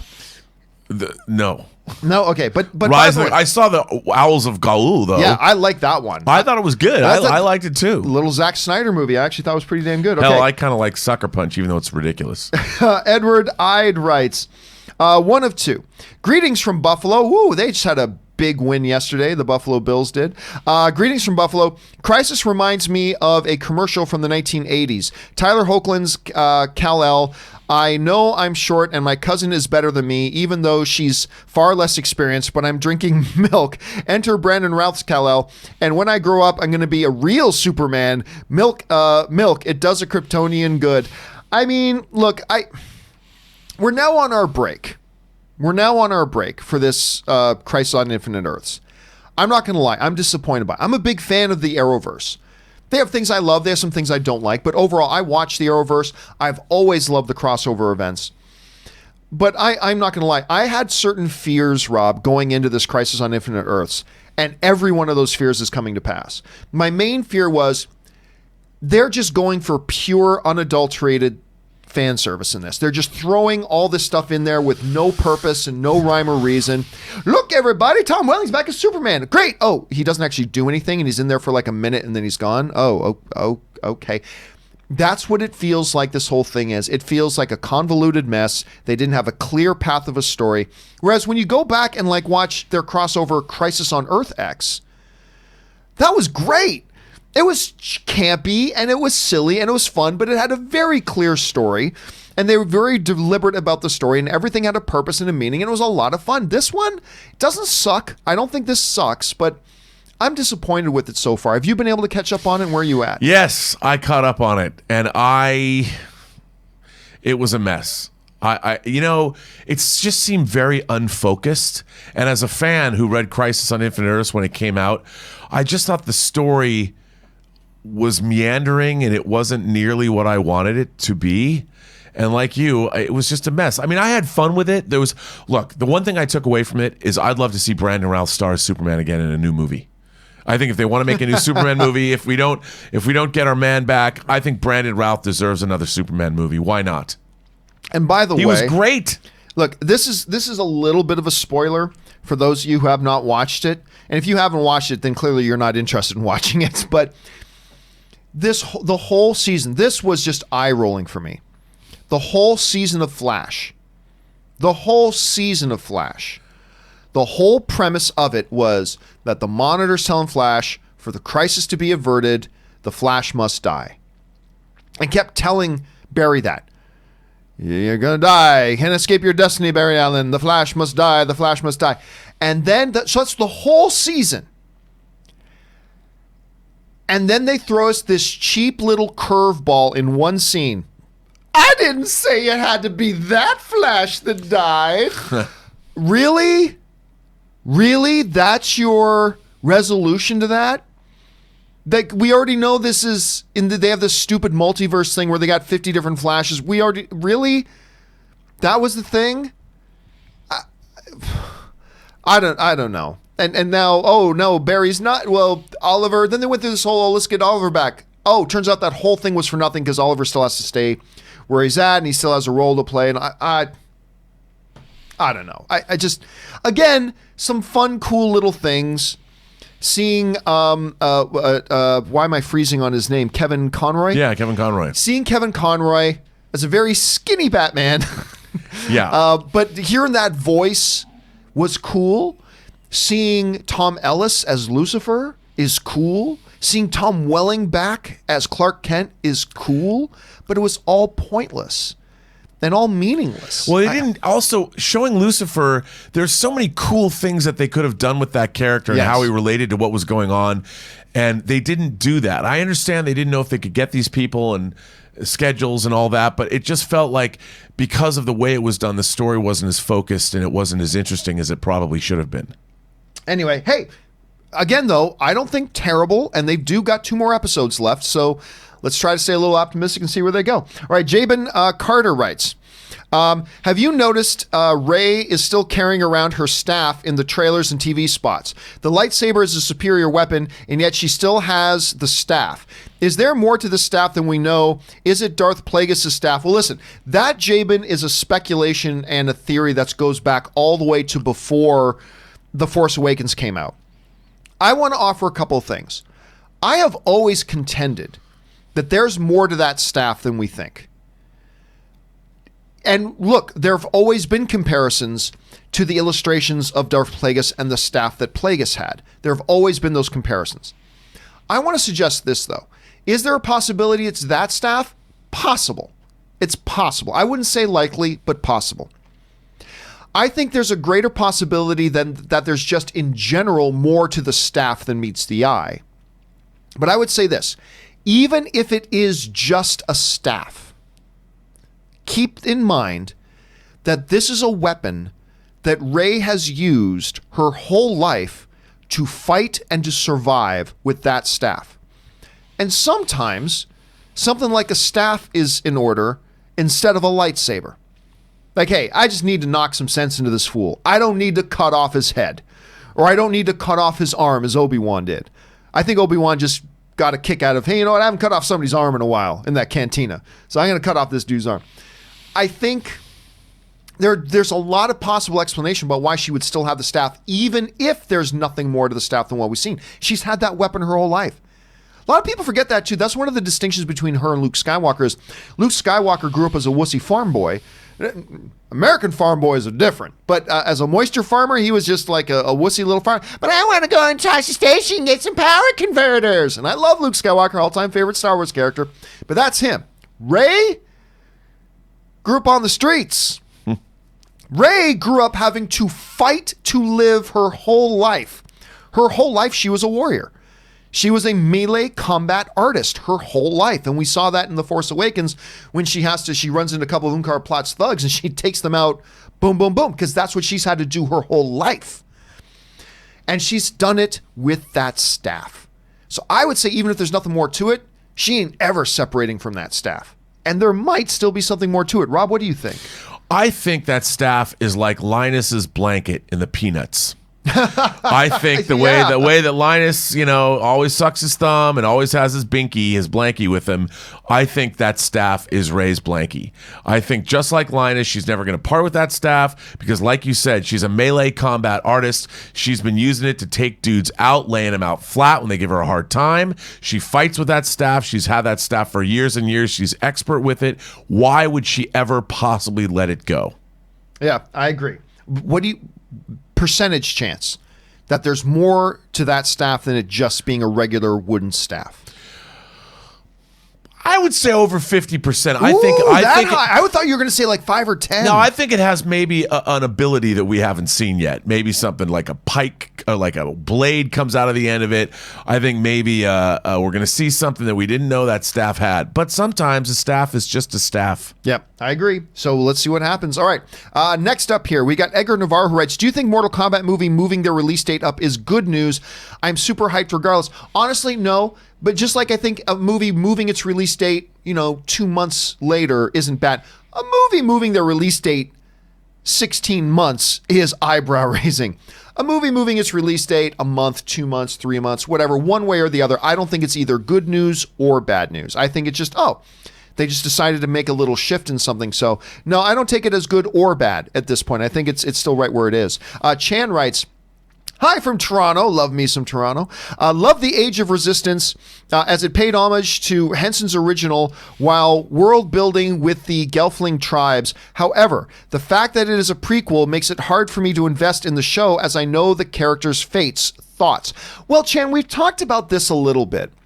Like, first of all, yeah, the new Dark Crystal was so much better than I thought it would be. Oh my God. It was amazing. So good.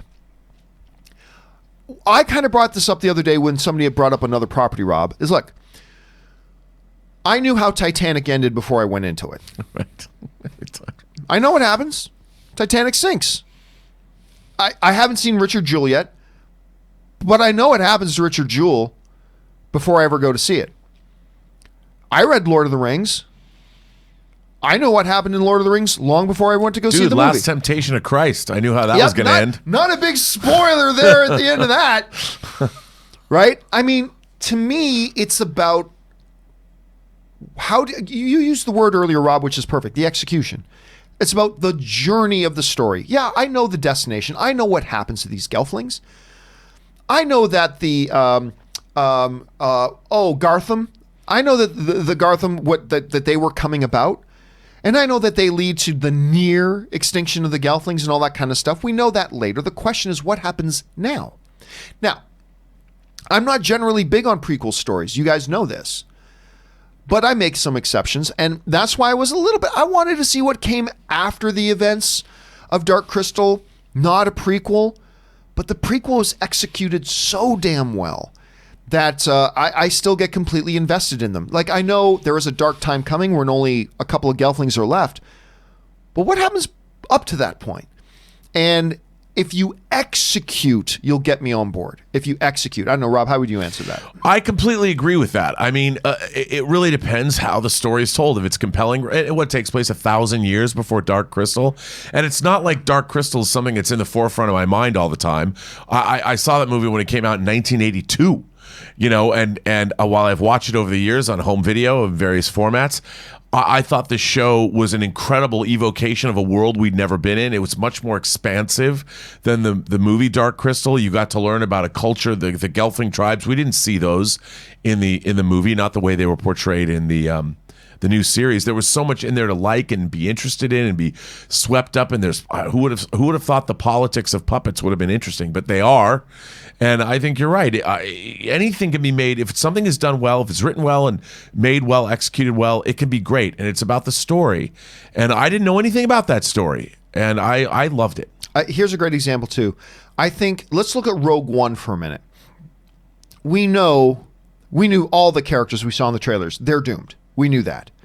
We knew that they're not going to save Alderaan. Alderaan is doomed. The universe is going to fall under the power of the Death Star until the events. But the question became, what is the adventure and how did they ultimately get those plans out that would lead to the victory later?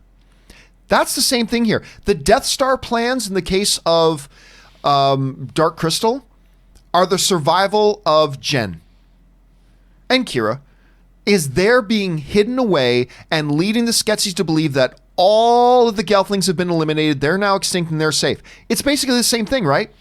You have the Death Star plans in Rogue One. Well, the Death Star plans in this is ultimately wherever this story goes is how do they trick the Skeksis into believing that, yep, we're done. We got rid of all the Gelflings. Clearly, they didn't. And that leads to their later victory.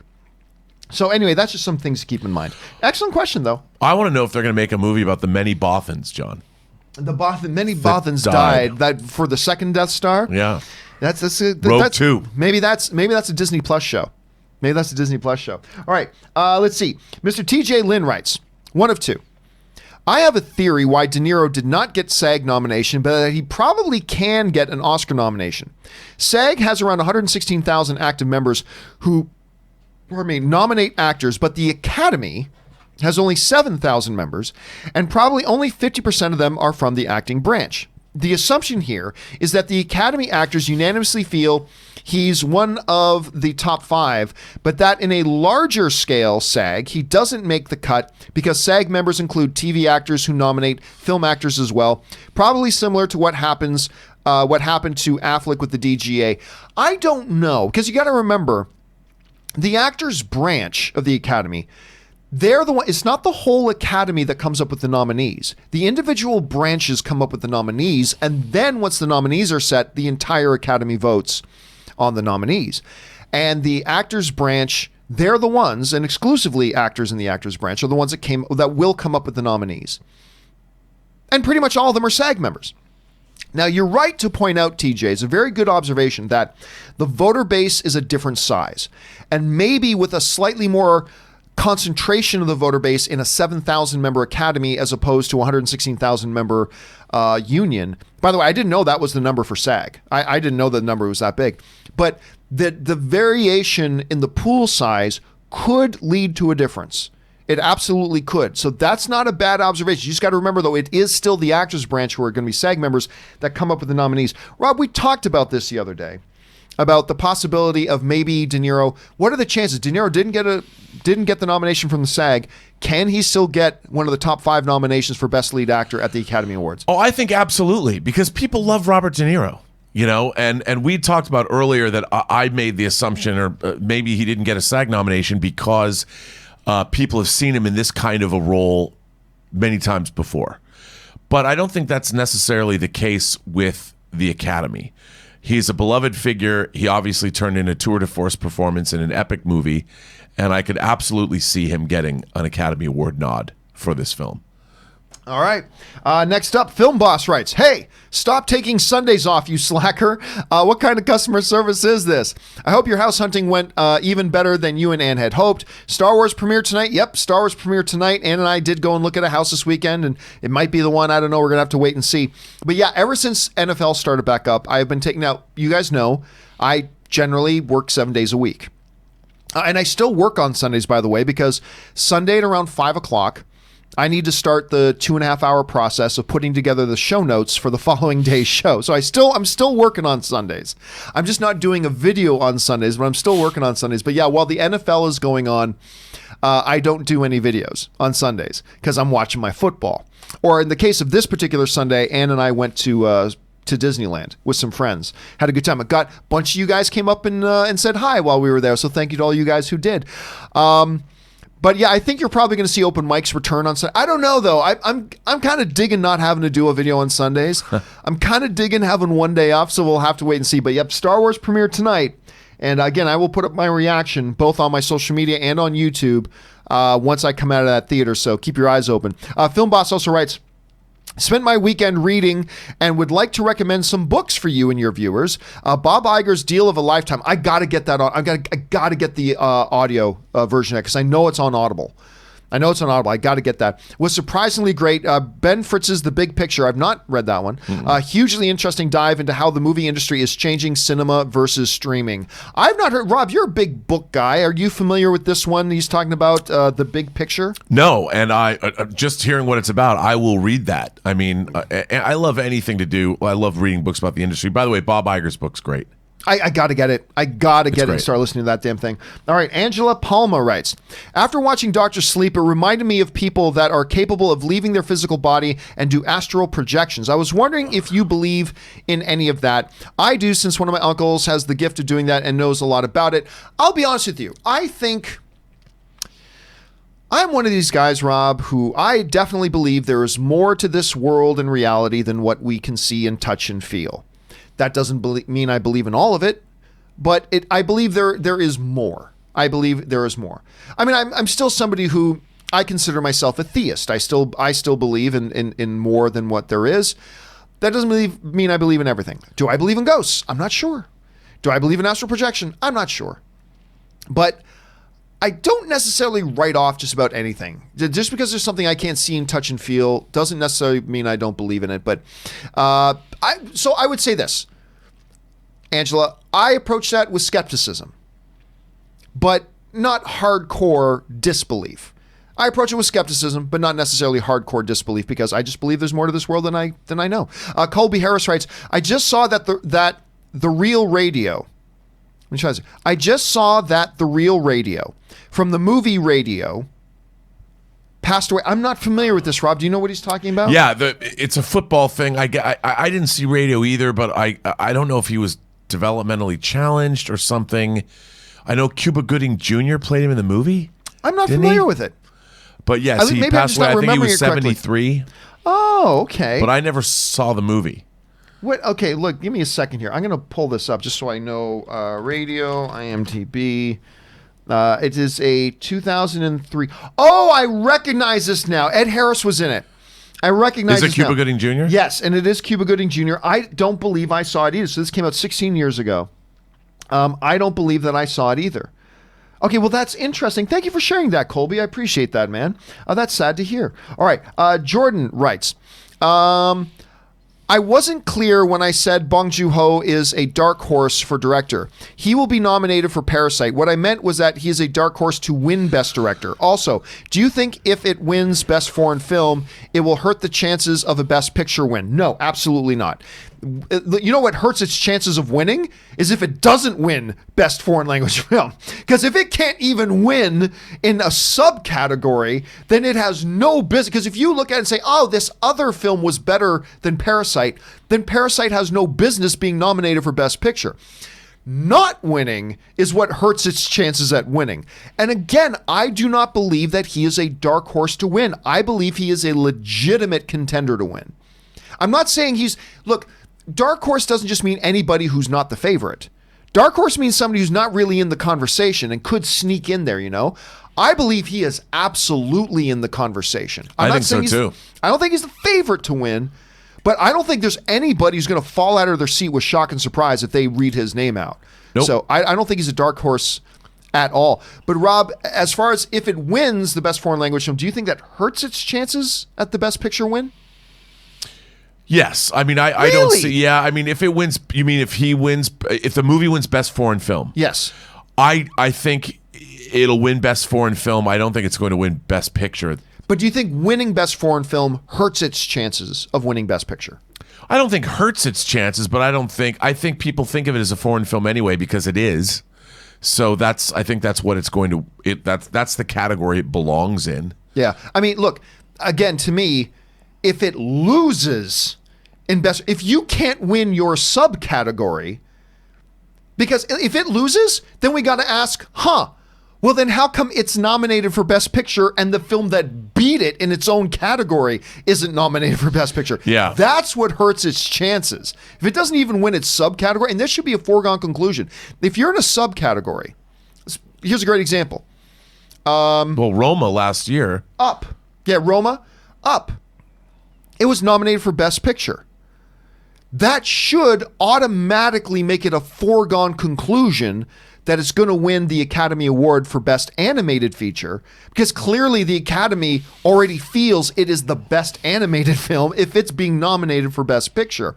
So yeah, I mean, that's the way. So no, I don't believe when it wins Best Foreign Film, I do not believe that hurts its chances at all. I don't necessarily think it's the front runner to win Best Picture, but I don't think it hurts its chances.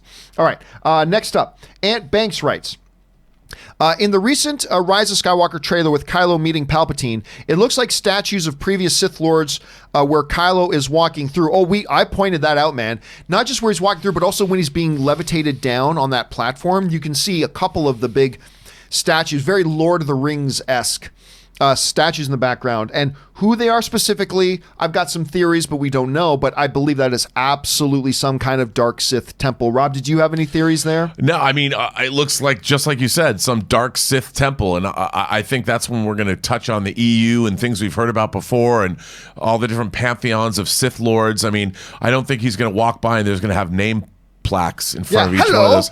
My name is Bane. Right. Darth Malgus or whatever, I don't know who it's going to be, but it's pretty cool that they're there. Maybe there's a whole new lore, or maybe they're all named after Lucasfilm employees. I don't know. Yeah, they won't go into it, I don't think. I don't think Palpatine's going to, come, my boy, let me show you around the place. This is Darth Malgus, former apprentice. I don't think he's going to do that. Darth Revan, whatever.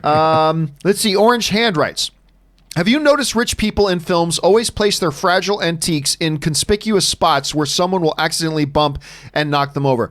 This is what is known in the film industry as, what's it called? Coincidences of convenience. Where, of course, it has to be there. Or coincidence of effect is the phrase I've heard. It's kind of in the same category of, Rob. It's like when somebody's got to go to the courthouse in downtown New York.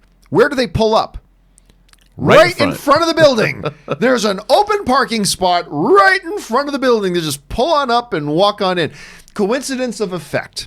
And yes, if I had a priceless, $2.3 million vase from the Ming Dynasty, it is not going to be sitting precariously on a narrow little pedestal in the middle of a room where some drunken idiot, but you can't have the gag without that happening, right? Are there any other kind of things of coincidences of effect that you can think of in movies that happen quite a bit? Well, those parking is always my favorite one, but people always answer the phone. Whenever you call somebody, everybody always picks up. Yep.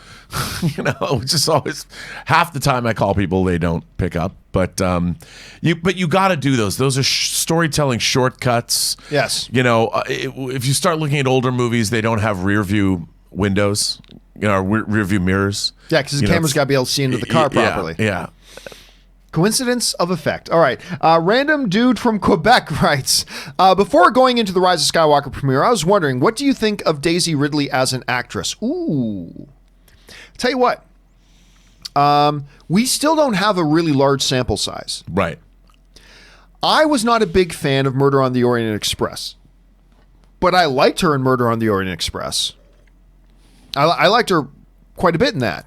There's a couple of performances. I actually really like Johnny Depp in that too, even though I'm not a big fan of the film. I thought she was quite good in it. It's too early for me to say. I like her in the role of Rey. I know John Williams just fell in love with her. That's why John Williams is still doing it. He's still doing it because he said, I was not going to let anybody else compose music for Rey, because he just loves her as Rey. But I can't judge the overall acting ability of somebody from one role. I just can't. Look at who plays Daenerys in Game of Thrones again. Emilia Clarke. Yeah. I have not been a big fan of her outside of Game of Thrones. I loved her in Game of Thrones. Haven't been a big fan yet of her outside of Game of Thrones. So I think it's a little bit too early to tell. Rob, do you got an opinion right now on Daisy I think it's Ridley? too early to tell. I can't, like you said, the sample size is not big enough yet. I have to see her do multiple roles to tell you what kind of an actress she is. All right, last question here while Rob is still here because he's got some things he's got to run and do. I can't think of a good username, writes in, bringing back the Emperor takes away Anakin's redemption and the whole Chosen One arc. Okay. Rob, I'll let you answer this first before I go into it because I've already answered this a couple of times. So before I go into my big spiel on this, how do you feel about that? Well, I don't think that it does at all because that still happened. I mean, Anakin did decide to save Luke's life and did toss the Emperor over the side. He went against all of his corruption. He found something in his soul and his redemption occurred. Just because the Emperor had different plans ultimately doesn't mean that Anakin's sacrifice was in vain. He saved his son. He saved Luke's life. Here's my thing to that. Always been the same thing. That's ridiculous. Of course, it doesn't undermine what Anakin did or undermine Anakin's role as the Chosen One. What was the role of Anakin? What was the role of the Chosen One? The role of the Chosen One was to bring balance back to the Force. The thing was never, we'll bring balance back to the Force. And then it will stay like that forever and ever until the end of time. There will never be any more threats in the galaxy and nothing bad will ever happen. And everybody will smell daisies and eat pumpkin pie and dance through the fields with glee and joy. That's not what the thing said. So there will be a chosen one that will come. And by the way, the Jedi didn't even understand that because they were looking at that prophecy in the terms of, well, the Jedi are already the guardians of the galaxy. I guess we need to They didn't even foresee the coming darkness of the Sith ruling the galaxy. The prophecy was both foreboding and promising. Anakin came along, he did fulfill the prophecy, and he broke the rule of the Empire over the galaxy, ending a rule of darkness over the galaxy and ushering in the age of the New Republic, an age that lasted for decades of peace and justice. Just because it doesn't stay like that forever does not undermine at all what the prophecy was or what he accomplished. It led to decades of peace and justice in the galaxy. It does not in any way, shape, or form undermine that at all in the least. Whether or not it turns out to be a good thing or not in this movie, we'll have to wait and see. Ladies and gentlemen, Robert Meyer Burnett has been once again awesome in the show. You will not see him on the show tomorrow, however, because we're going to do a special 7 a.m. Pacific Standard Time version of the show tomorrow, and Rob can't be there for that. But anyway, Rob, in the meantime, where can people follow you and your magical exploits online? You can follow me on Twitter at BurnettRM. You can follow me on Instagram at RMBurnett or find me on my own YouTube channel, The Burnett Work, and my show, Robservations. All right, dude. So you and I, we got the Weekly Hero podcast coming out tomorrow. Yep. And then we'll see you back in studio on Wednesday. No. You can't be on the show Wednesday, right? Don't you have a screening or something? Yes, I do. Screening. But tomorrow we have our Weekly Hero podcast, and you're going to be at the 100 million view event. Yes, I will. Which, by the way, guys, we crossed 100 million views this weekend, which was kind of fun. All right, Rob, thanks a lot for being here, man, and we will talk to you later. All right, guys, we're going to keep moving here for another half hour or so and answering your questions. The next one up comes to us from Nosferatu, who writes, thoughts on Kathleen Kennedy's response to the director drama?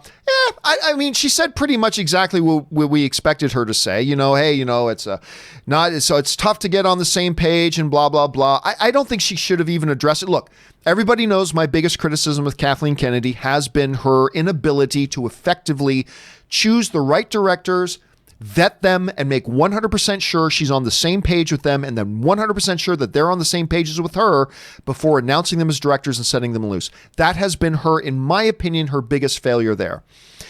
So I don't know what else she was supposed to say. She said what she said, and it was, I think, no Hailey, no Leslie. Hailey and Leslie. I think no Hailey and Leslie of anything she said there. It was a standard boilerplate template response. Jesse writes, 1 to 3. Hey, John, follow up to my question Friday about cutting cable and switching to YouTube TV. After your suggestion about testing my upload-download speed, I ran Google's internet speed test here, and here are my results. My download speed was an average of 2.8 megabits per second, and upload was 0.3 megabits per. I think I'm screwed. Yes. I hate to say it, Jesse. That's surprising. And if that is the best internet you can get where you live, Number one, 2.8 download, perfectly good for web surfing, looking at email, some low bandwidth YouTube videos. That's fine. But if you want to watch like just regular HD streaming solidly, I don't know if 2.8 megabit download will do it. I would really encourage you to really hit the ground, see if you can find, because to me, minimum you should probably have is 4.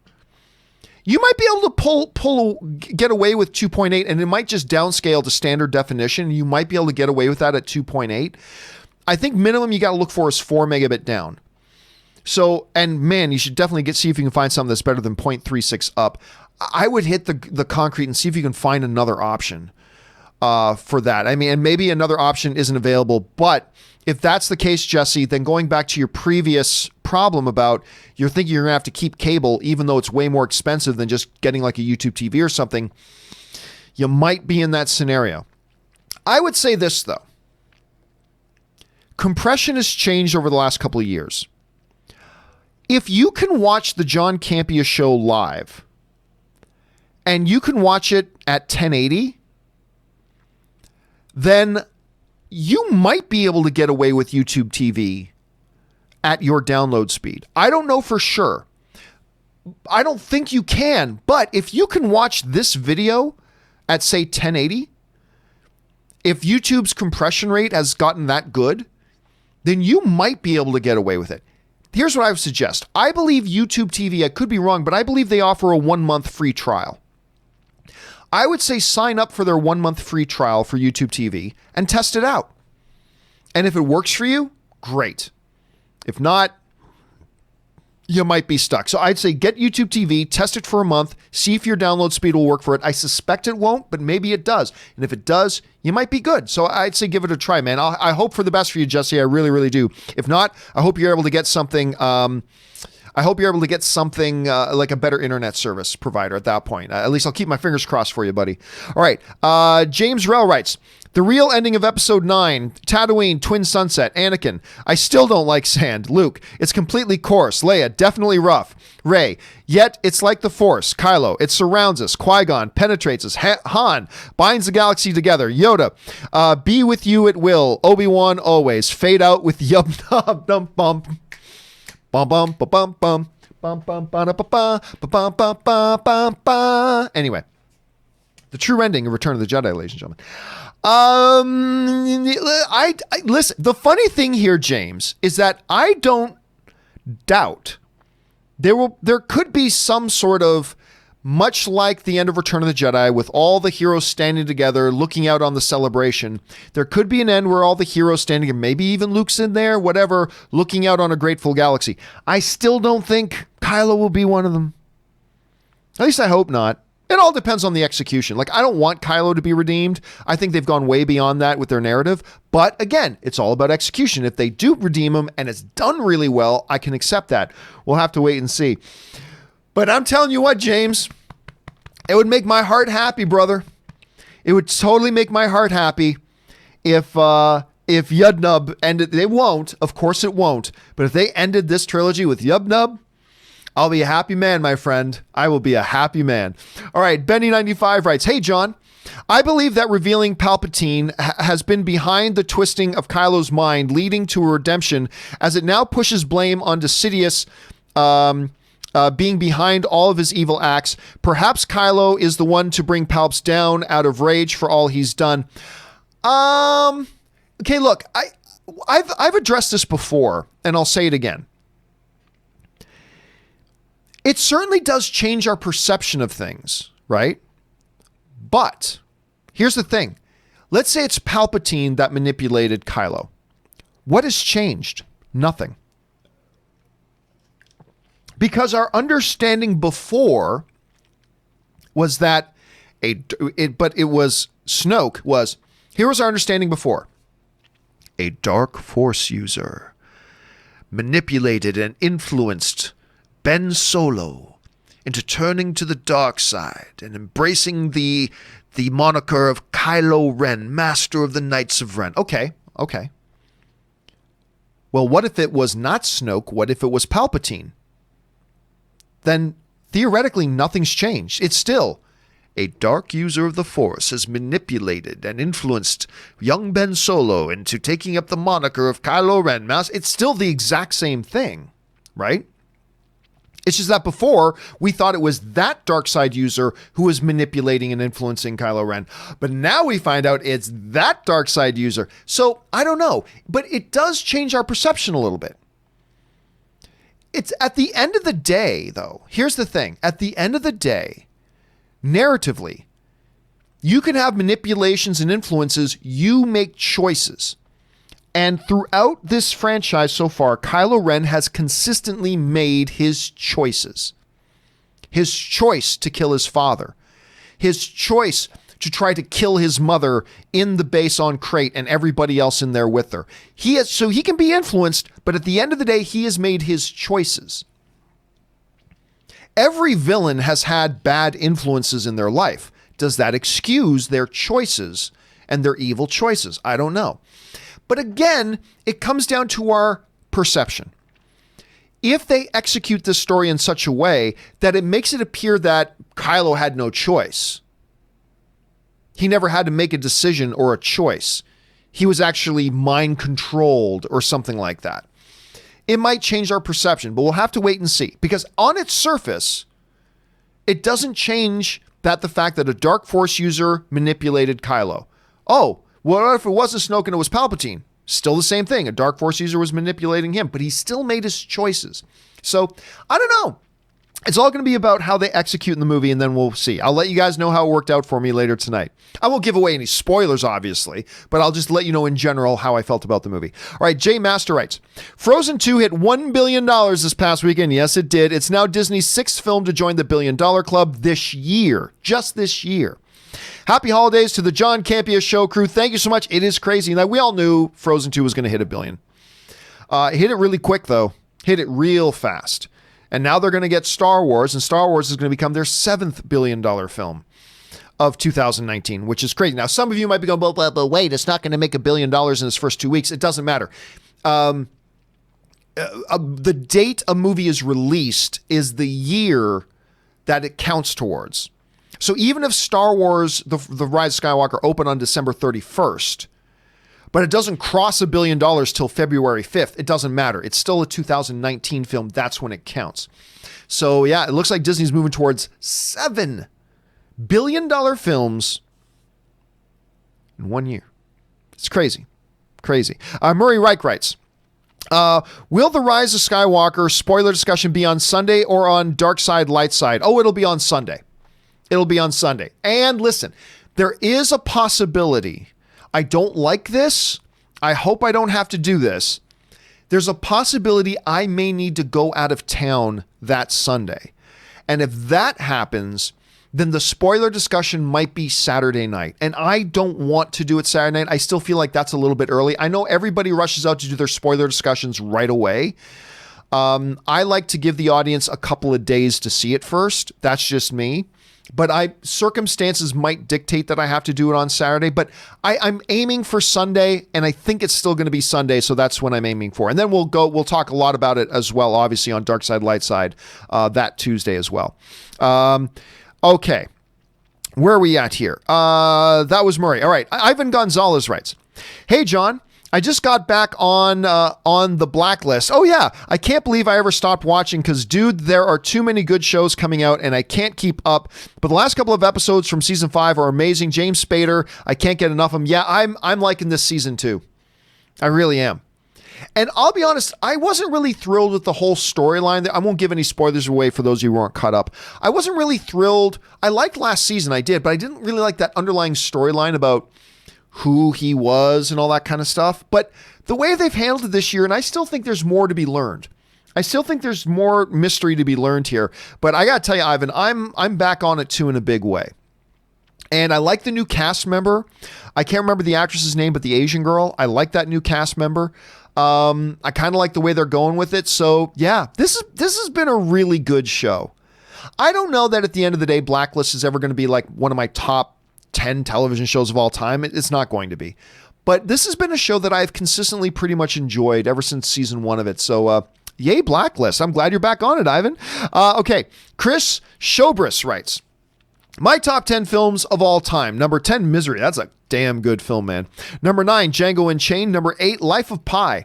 Number 7, Born Free. Number 6, Avatar. Number 5, Titanic. Number 4, The Jungle Book, the 2016 version. I love that movie. Number 3, E.T. Number 2, How to Train Your Dragon. Really? That's interesting. You got that high. And number 1, The Lion King, 1994. I'm an adult, and all my favorite films are animated. Listen, good storytelling is good storytelling. Doesn't matter what medium it uses. That was my argument for a lot of years. Like, there was a stretch of 7 years in a row where the number 1 critically rated films of the year were animated films, and none of them got nominated for Best Picture. And my argument has always been, listen, to hell with whether it's animated or not. Good storytelling is good storytelling.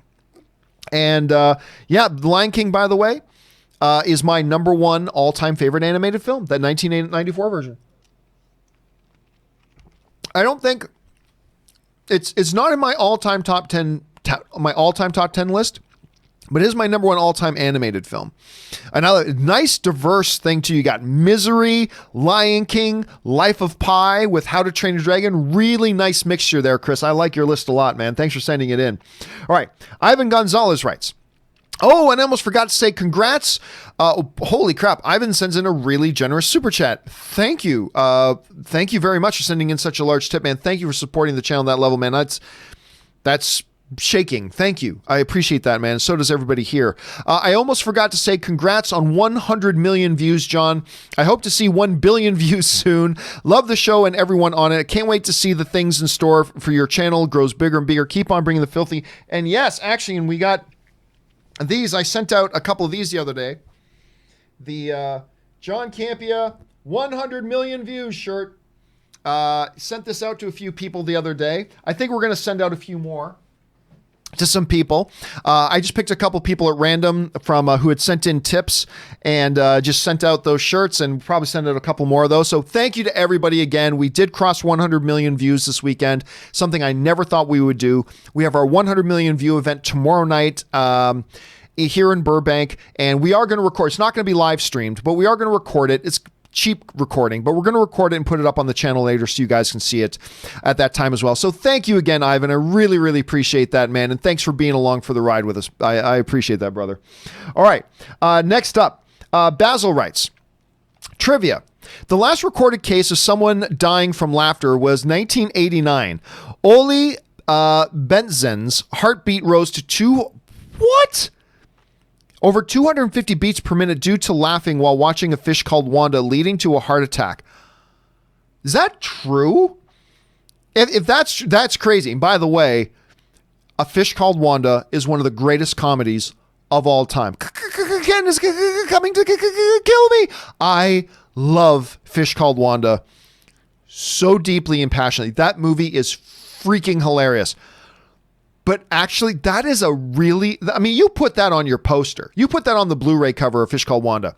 Last movie to actually kill somebody from laughing. I mean, that's horrible. If somebody lost their life, that's I don't mean to trivialize that, but I'm just saying, holy crap, if that's really true, I got to look that up, because that's a pretty interesting fact there, Basil, if you put that in there. All right. Random dude from Quebec writes, The Force Awakens, The Last Jedi. The Last Jedi. Oh, I see what you're connecting them all in one sentence. The Force Awakens, The Last Jedi for The Rise of Skywalker. This is it. I think you might be reading into that a little bit, random dude from Quebec, but you never know. Man, I don't know. If Force Ghost Luke at some point goes, we then realize that the Force has awakens for The Last Jedi to bring about the rise of Skywalker. If he says that, well, let's face it, we're all going to moan. We're all going to moan, but who knows? Maybe it'll be in there. An anonymous viewer writes, Patriots footage it out, and they got caught red-handed filming the sideline signals and coaches. When confronted by Bengal staff, they panicked and said they'll delete it, but said damage is done already. Might lose draft picks again since this happened twice. Now they won't. And by the way, it's not a big... I'm not even going to go into it. It's a stupid thing to even talk about. They were doing something that everybody else in the world is allowed to do. Anybody else sitting in the stands can point their cameras at the Bengals bench and record. Anybody from the New England Patriots is allowed to sit there and watch the Bengals bench as they do it. It's ridiculous. The NFL is going to rule on this. They'll see through this nonsense. It's not an issue, and anybody who thinks it's an issue is ridiculous. Anyway, Man Mountain Gherkin writes, favorite climactic battle out of Helm's Deep, Return of the Jedi's 3 front battle or Endgame. Jedi tops my list. Just thought the way they blended the 3 battles was flawless. Helm's Deep is second. By the way, Helm's Deep isn't even the best out of the Lord of the Rings. I think the Battle at Gondor in Return of the King is even better. I love the Battle of Helm's Deep. Love the Battle of Helm's Deep. No doubt. But I think that final battle in Return of the King, that to me even tops Helm's Deep. And Helm's Deep's remarkable. It's remarkable. But yeah, out of that list, because I'm throwing in the 4th option. It's number 1, the battle on the outskirts of Gondor. Number 2, Helm's Deep. Number 3, the battle in the Return of the Jedi. And 4, at least out of this list, is the battle at Endgame. The one in Endgame, while awe-inspiring and cheer-inducing, it was all fan service. It was all fan service. But it was fun, and we loved it, and I jumped and cheered, sure, but all the other ones were better, I think. That, at least to me, man. All right, Man Mountain Gherkin also writes, something different. Top musical acts. Number 1, Elton John. Number 2, U2. Number 3, Great Big Sea. Great Big Sea is really good, man. Number 4, Bruce Cockburn. Number 5, Elvis. Number 6, Billy Joel. Number 7, Merle Haggard. Number 8, Garth Brooks. Number 9, Rod Stewart. Number 10, Springsteen. Don't laugh. Don't laugh. I think there's a place as far as pure entertainment as a musical performer. I kid you not.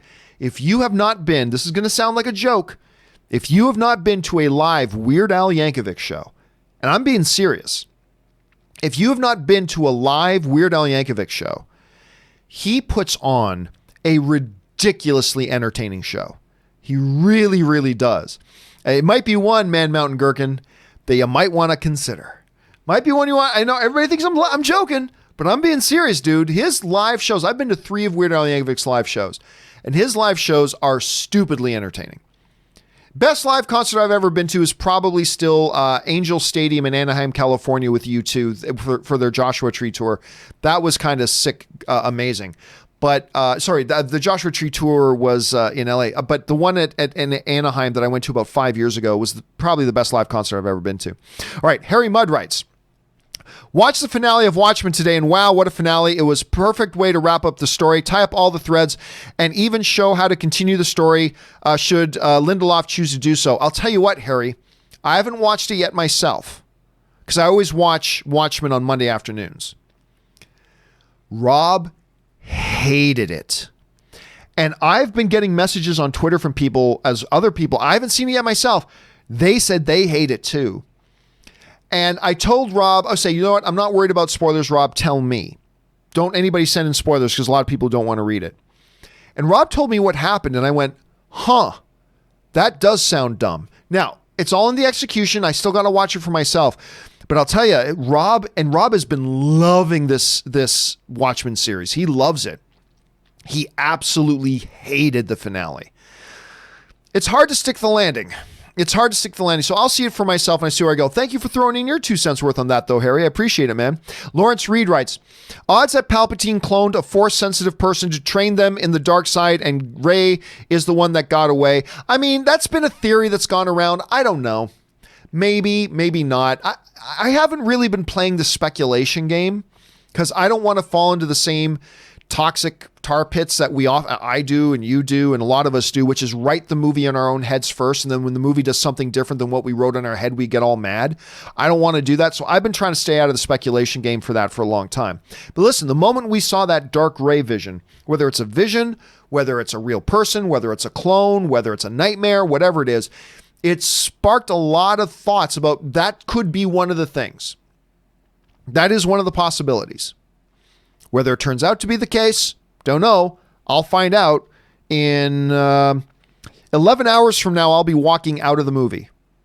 I will have finished watching the movie in about 11 hours from now, and we'll know then for sure. But that's definitely one of the popular theories that's going around, Lawrence. So let's keep our eyes on that and see if that's what happens.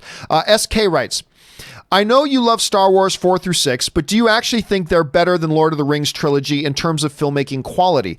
I think Lord of the Rings is unmatched in scale, story, and achievement. Most Oscars well deserved. You're getting into an interesting conversation, though, SK, about it depends on how you're defining certain things. Like, for instance, I've always said that I believe that Lord of the Rings Return of the King is the greatest achievement in cinematic history when you look at all the various arts and disciplines that go into making a movie.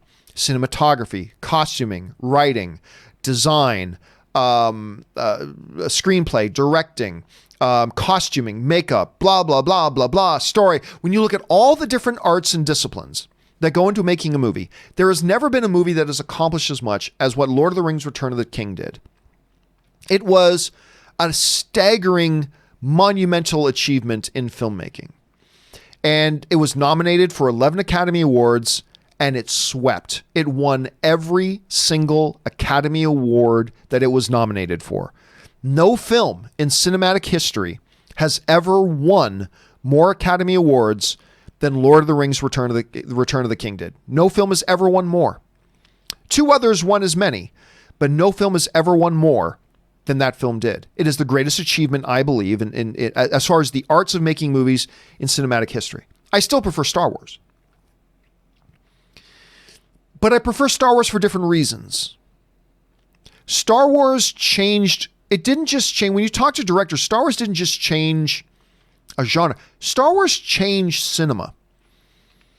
And people who are my age and a bit younger don't appreciate that as much as people who are a little bit older than I do, who knew what cinema was like until Star Wars came. And Star Wars changed everything. It wasn't just successful, it changed the way the movie business happened. And it was more along of its epic mythology, how it executed all that kind of stuff, and blah, blah, blah, blah. So it all depends, SK, on how we narrowly want to define those terms. So on one hand, I say Lord of the Rings Return of the King is the greatest achievement in cinematic history. But on the other hand, I say the greatest movies of all time are the original Star Wars trilogy. So it really all depends on how, in all the minutiae of the details of what you're saying and how you're phrasing the question, right? Because if you look at it one way, it's Lord of the Rings. If you look at it another way, it's Star Wars. It all depends on how you're looking at it in general terms. Dylan Trost writes, and it's still all subjective. At the end of the day, it's still subjective. Dylan Trost writes, I am almost as excited about you seeing The Rise of Skywalker tonight as I am about seeing it myself. It has been fun agreeing and disagreeing with you since The Force Awakens. Enjoy. Well, thank you so much. And that is part of the fun. The agreeing and the disagreeing. It's all part of the fun of it. You know, some people will write to me, and I'll tell you this too. If there are any of you viewing my show that you consider not watching, and I'm about to do something you're not supposed to do, but I'll say it. You've considered not watching me because I have a different opinion than you on a couple of issues. I want you to go away. Seriously, go away. I don't want you here. Not because you and I disagree about certain things, but because that you've even considered not watching just because we have a disagreement on certain issues, like we don't align completely on certain issues. If that is a problem for you, honestly, I don't want you as a viewer. Because I want viewers who love to agree and love to disagree. Now, if you don't like watching me because you just don't think I'm an effective communicator, you don't, it doesn't matter whether we agree or disagree on a certain issue or whether you have a different opinion than I do, but you just don't think that we have engaging conversations here and you don't think this is a fun show to watch, that's different. Then, no show is for everybody. My show's not for everybody. And yeah, there are probably some other better YouTube videos you could be using your time to watch. That's totally cool. Nothing wrong with that. But if you're somebody who I like the format of the show and I like the discussions and all that kind of stuff, but John keeps saying that Man of Steel is really good and I disagree with him and I don't know if I can keep watching because of that, then let me take the decision out of your hands and just say, go away then. Because one of the things I want on this show is for us to be able to, that's half the fun is the disagreeing and rubbing off on each other and appreciating and learning not to agree with each other, but to at least appreciate and understand the opposite point of view of what I myself have or what you yourself have, right? And I love the fact, Dylan, that you love the agreeing and you love the disagreeing because that's what film fans are supposed to do. We're supposed to agree and we're supposed to disagree and we're supposed to be better for the exchange. That's what we're supposed to be about. So what I usually tell people, because I get tweets from people saying, John, you said you didn't think The Irishman was the best movie of the year. So I don't know if I can just watch you anymore because I think it clearly was. my response is then please go away. If you make the basis of you watching my show is that we're always in agreement, then I don't want you here. Go away, because you're just going to spoil the soup. You're just poisoning the pool. I would rather have people getting together in an audience that I'm going to say things you agree with sometimes, and I'm going to say things you disagree with sometimes, and we just like the exchange and we like the discussion. It's not about agreeing or disagreeing. It's about, do we have fun in the engagement, and do we broaden our appreciation for what the opposite point of views of ours is? I mean, sometimes I'll do shows with, Aaron and Rob, and I'll take one position. You guys just saw this happen this week. I took one position. Aaron and Rob took the other position. I went, you guys actually changed my mind. I changed I'm on your side. You made great points. But even if I don't change my mind, they give me a better appreciation for what the opposite view of mine is. Even if I don't change my opinion, it at least gives me a better understanding about why somebody thinks something different. And that's what I think film fandom should be. So anyway, I'm glad, Dylan, that you're here and you enjoy the agreeing and you enjoy the disagreeing. I appreciate that. Thank you so much. All right. Dylan also writes in, over under 95%, Palpatine uses Force Lightning. Ooh, you know what? I'm going to go under. I think he will use Force Lightning. 95 is too high for me. So I would take 85. I would take 85% chance. So I'm going to go under on 95. I think it will happen. But 95 is a little too high for my money on that. Ali Hussein writes, love the show. Thank you so much, Ali. Appreciate that. Are we having Star Wars Rise of Skywalker spoilers discussion on this coming Sunday? That is the plan. I am not going to join live. Is it possible you are going to do a second part for people who are sending in spoiler questions from the tipping page? No. No, I don't think so. Well, no, I guess I could. Because what happens with these big movies is quite often we have to break these big movies into multiple parts. Right? So we'll do, like with Endgame, I think we did like 6 parts. Because, so many thoughts, observations, opinions, questions came in for the Endgame one that we had to do it over 6 parts. So I would say, yeah, I guess we will. I think if you can't be there for the live spoiler discussion, I think for at least a couple of days after that, you'll still be able to use the tipping page to send it. Just specify, this is a Star Wars spoiler question. Actually, I don't know. Because I don't want those spoiler questions to accidentally get seen or run into the live questions of a regular John Campea show. So you know what? The answer is no. Yeah, now that I'm glad, you know what? This whole tipping page thing has been great for the channel, but it's raised some questions that I haven't been able to think them all through.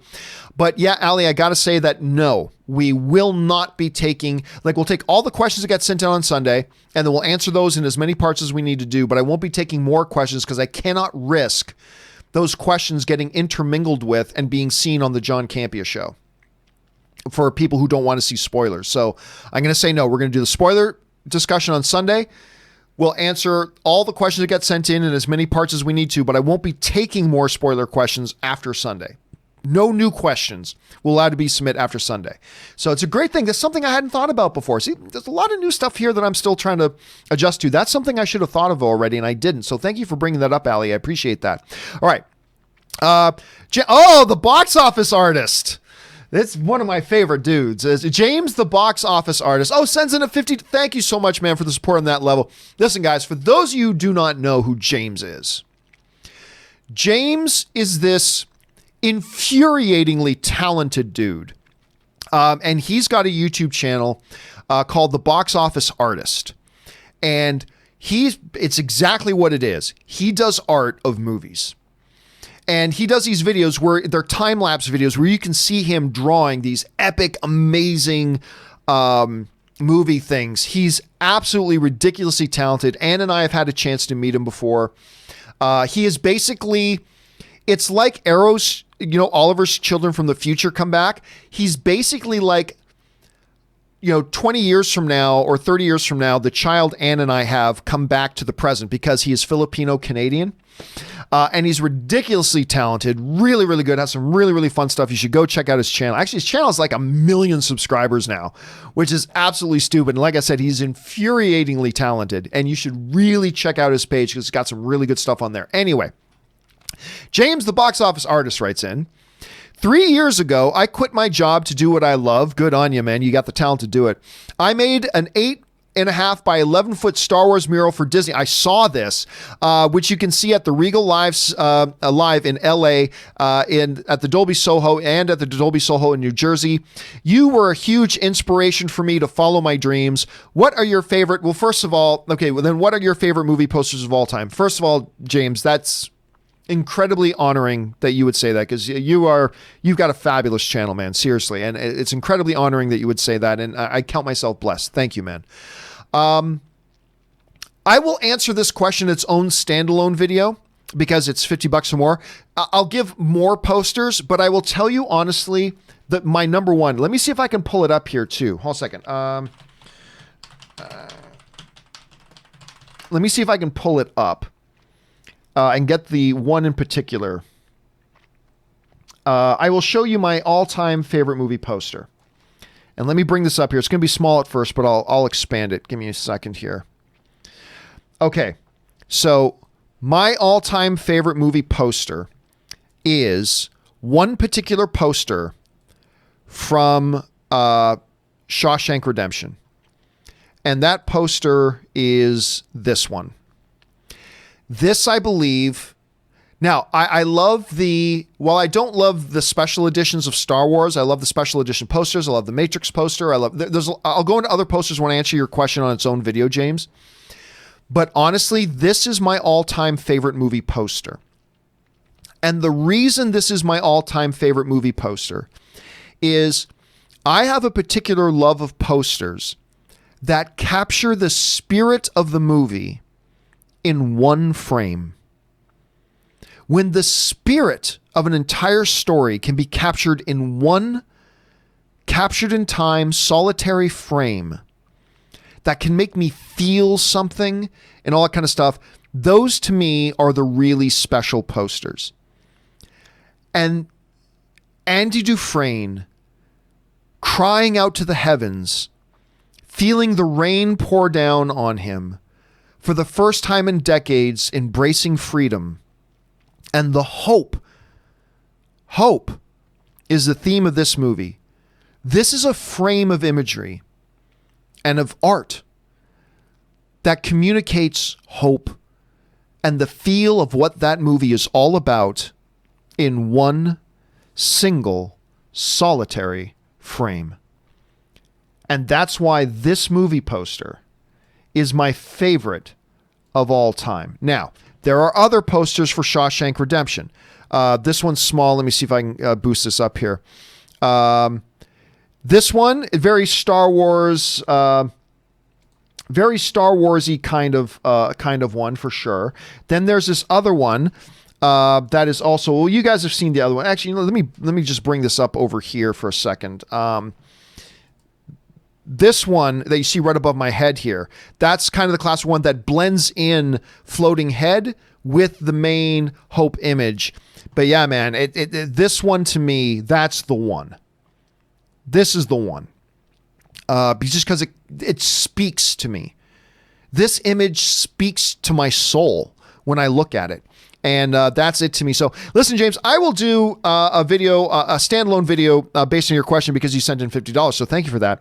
And dude, James, seriously, just let me say, again, if you guys have not gone over and checked out the Box Office Artist YouTube page, you totally should. This dude's phenomenal. So you should go and see that. And thank you again, James, for the kind words, man. All right. Ali Hussein. Oops, going the wrong way. Let's see here.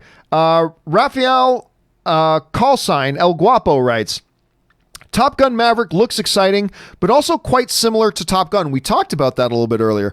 I'm hoping it's just similar in the way The Force Awakens was similar to Star Wars and not a rehash of the original. Again, we already know that one of the big story points of this movie is going to be the transition from fighter pilots to drones. So we know that's going to be a big thing. So they threw in some nostalgia there. It has been several decades since the original Top Gun. So they threw a little bit of that in there. And I agree. It like, did you have to show the girl on the back of the motorcycle just like in the... they maybe pushed that a little bit too far. I still thought it was a remarkable trailer. I love this trailer. As a first trailer.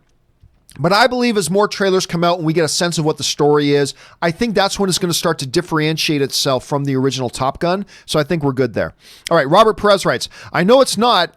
but is the Fortnite map now canon? No, the Fortnite map is not canon. Robert Perez writes, did you get a chance to watch the Fortnite event? I did not. I meant to do it after the show the other day, but I just didn't have time. It's been a really busy couple of days for me, so I haven't seen that yet, but I still have to. Robert Perez also writes, from one Star Wars fans to another, I hope we all enjoy this moment in Star Wars history. John and Rob, I hope you guys enjoy the movie. Dude, I hope we all do. Fingers crossed. Fingers crossed. Listen, I don't need this to be Return of the Jedi, Empire Strikes Back, New Hope. I don't need it to be that good. I don't even need to like it as much as I like The Force Awakens, because I love The Force Awakens. If it can come out around my same enjoyment as, say, Solo, a Star Wars story, which I thought was really entertaining. I liked, not as much as Rogue One, not as much as Force Awakens, but I thought Solo, Star Wars story was really entertaining. If I can like it just as much as I like Solo, a Star Wars story, I'll come walking out a happy man. But I don't know. We'll see. Fingers crossed. Here's hoping. But here's like every movie, guys. I hope we all enjoy it. That's our hope for right as a true film fans. We'll hope we all love every movie we see. That's the true hope of a true film fan. Whether that works out or not, we'll have to wait and see. But I'll find out soon. All right. Thanks for sending that in, Robert. JT Harmeyer writes, every time the John Campea intro comes on, I immediately burst out my air guitar and go crazy. No matter where I am, go Hamilton Bulldogs. That's the AHL hockey team that's in Hamilton, by the way. Every time I go, well, not every time, but a couple times that Ann and I go back for the Christmas holidays, my dad will take us to go to a Hamilton Bulldogs game. Have a great arena in Hamilton, by the way. Cops Coliseum, which should have had a NHL team, but they didn't. Thanks a lot, Ottawa. And thanks a lot, Buffalo. Anyway. But yeah, I got to admit too, whenever we go into break, I do a little bit of headbanging too. And I'll start to drum on my table a little bit just as it starts playing. I really dig the riff. I just do. Thank you for that, JD. I appreciate that. All right. Andrew Vanderwoerd writes, John, did you see the news about Cineplex theaters in Canada being bought by Cineworld? I did, and we talked about that off the top of the show today. They already bought Regal last year. How do you think this move affects the theater industry as a whole? And do you think Cineplex will see any immediate changes? I don't think we'll see a lot of immediate changes. Like, for instance, when Cineworld took over Regal, you didn't see immediate changes. But the changes have come, and they've started slowly, and and now they've got the Regal Unlimited. That a lot of people thought when they bought Regal, oh, we're going to get a movie membership at Regal, just like A-List right away. And it's like, no, they took their time, then they rolled it out. I think there will be changes. I don't suspect they will be immediate, though. I think they'll take their time and they'll roll them. By the way, the deal doesn't even become 100% official until later into 2020. So probably by, March, April, May, June is when it'll actually get finalized. So we still got a ways to go before the deal becomes official. And then they're going to roll out some changes slowly, I believe. And I believe, fingers crossed, they'll do what they did at Regal and create a membership just like they did for Regal. Here's hoping. The way this shifts things in the theater industry as a whole is that it now means that Cineworld is the number one operator of movie theaters in North America. Between its acquisition of Regal and now adding onto that the Cineplex theaters, Cineworld now controls more movie theaters in North America than AMC does. So and here's the important thing. Owning this many theaters now gives Cineworld a strategic advantage in their dealings with and negotiating with the theater, with the movie studios for exhibition. The bigger you are, the more theaters you control, the more leverage you have when you're negotiating specific movie by movie deals with the studios themselves. It puts them in a better position. They're the number one game in town now when it comes to North American theaters, not to mention their worldwide theaters. So this could have some pretty broad effects, Andrew. How broad, how quick, these are things we'll have to wait and see, but it could be significant. So let's see what happens here. James Argenta writes, will episode 9 spoiler review be you and Christian or just you? I think it'll probably be me and Ann. Now listen, me and Christian will clearly talk about Star Wars, The Rise of Skywalker on Tuesday, the following Tuesday. So not tomorrow, but next Tuesday, on Dark Side, Light Side, we're going to talk about it fully. But the spoiler review will probably be me and Ann. Ann will probably join me for that because she's seen the movie with me tonight as well. So that will probably be that. And then you'll get me and Christian talking about it on the following, on the Tuesday after. So that's how it'll probably work out. James Rye writes, if Scott and Bruce put dead Tony in front of immortality/time machine, would he come back younger but still dead, or would he be alive again? My guess is, as we talk about the how does the quantum fluctuation work with the Hulk-inspired machine as opposed to what I think, because we love talking about this stuff. I think if you're dead, you're dead. I think dead material going back in time will be the dead material that comes back. So I just think it'll be dead. At this point, Tony's body is just physical material like this button is. It's just a piece of physical material at that point. It's not life. It's not alive. I don't know how, but it all depends on how they write it, but that's my guess. That's my guess. All right, Dylan Trost writes, over under 50%. You are seeing the real Kylo Ren come to Jesus moment tonight. Ooh.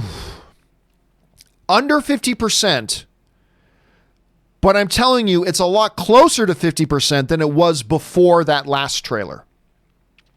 Because the last trailer, I would have said 15% chance. Having seen this last trailer with the Palpatine stuff, that chance gets a lot closer to 50. I'll still take under 50. But it's a hell of a lot closer to 50 than it was before. Dylan Trostos writes, over under 5%. The movie ends with a flash forward in which we see Kylo and Rey's kid. Under 5%. Remember, while this particular story in the Star Wars universe is done, the Star Wars universe on goes. And I don't think they're going to shackle themselves or put themselves into a corner by doing some kind of flash forward that then later might be inconsistent with the movie they want to do now. So while not zero, I still go under 5% on that. Dylan also writes, does social media embargo lift tonight? Yes, it does. So that's why I'm going to put up my reaction on Twitter and on YouTube. As soon as I come out of the theater, I'll give you my quick 30-second to 1-minute video of my reaction to the movie. No details, nothing like that. Just my quick reaction to the movie. I also put it up on my other social media. The review embargo or the social media embargo ends tonight. Full review embargo, I think, is Wednesday or something like that. Okay, Ryan Cleary writes, hey John, just heard great news on radio. Cineplex has been bought by UK cinema chain Cineworld. Awesome, as Cineworld has something like a subscription service. Thoughts? Cineworld actually created the subscription service. They then bought Regal and then brought the subscription service to Regal with Regal Unlimited. And yes, I do believe they're going to do that. And again, if you want to hear some more thoughts on that, go back to the earlier part of the show where we made it one of our topics earlier today. But I think it is great news. I really do. I think it is wonderful news, Ryan. And I'm smiling about it. I'm hoping my movie theater going experience will now be better when I go back to visit Canada because it's gotten pretty bad. I hope it gets better now. All right. Harry Mudd writes, been watching Neon Genesis Evangelion today. Great classic anime from 1995. Dude, it's too bad Rob's not here. Rob loves that show. Loves that anime. Talks all the time. Can't stop talking about it. He absolutely loves it. So I'm sure you'll find a kindred spirit in him on that. Christopher Chow writes, hey, John, I saw you went to Disneyland this past weekend. What did you think of the new Star Wars ride? It's not open yet. The new Star Wars ride, which everybody is raving about, opened in the Florida Disney World, but does not open in the Anaheim Disneyland until January 17th. So in about a month. But I've seen the reviews of it. I've seen the little footage of it. Everybody's raving about it. I cannot wait to. Now, I love the Smuggler's Run, the Millennium Falcon ride. I love that ride. But this is the one we've been waiting for. And everybody's saying huge, incredible things about it. I cannot wait. But again, I did not get to experience it yet because it doesn't open for a few more weeks. But you know, Ann and I will be going back once it does. And I'll let you guys totally know my thoughts on it once we do. All right. Christopher Chow also writes in, Frozen 2 crossed $1 billion, making it Disney's sixth $1 billion film in 2019. When The Rise of Skywalker crosses $1 billion, it'll happen in 2020. Will that count towards, I was just answering this a little while ago. Will that count towards Disney's 2019 or 2020 slate? Would be cool to see them have 7 in 2019. It always counts towards the year that it officially debuted. So Star Wars The Rise of Skywalker, its official opening date is 2019.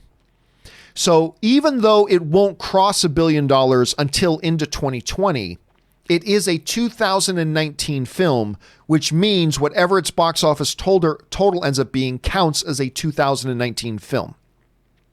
So if Star Wars The Rise of Skywalker, we will start 2020.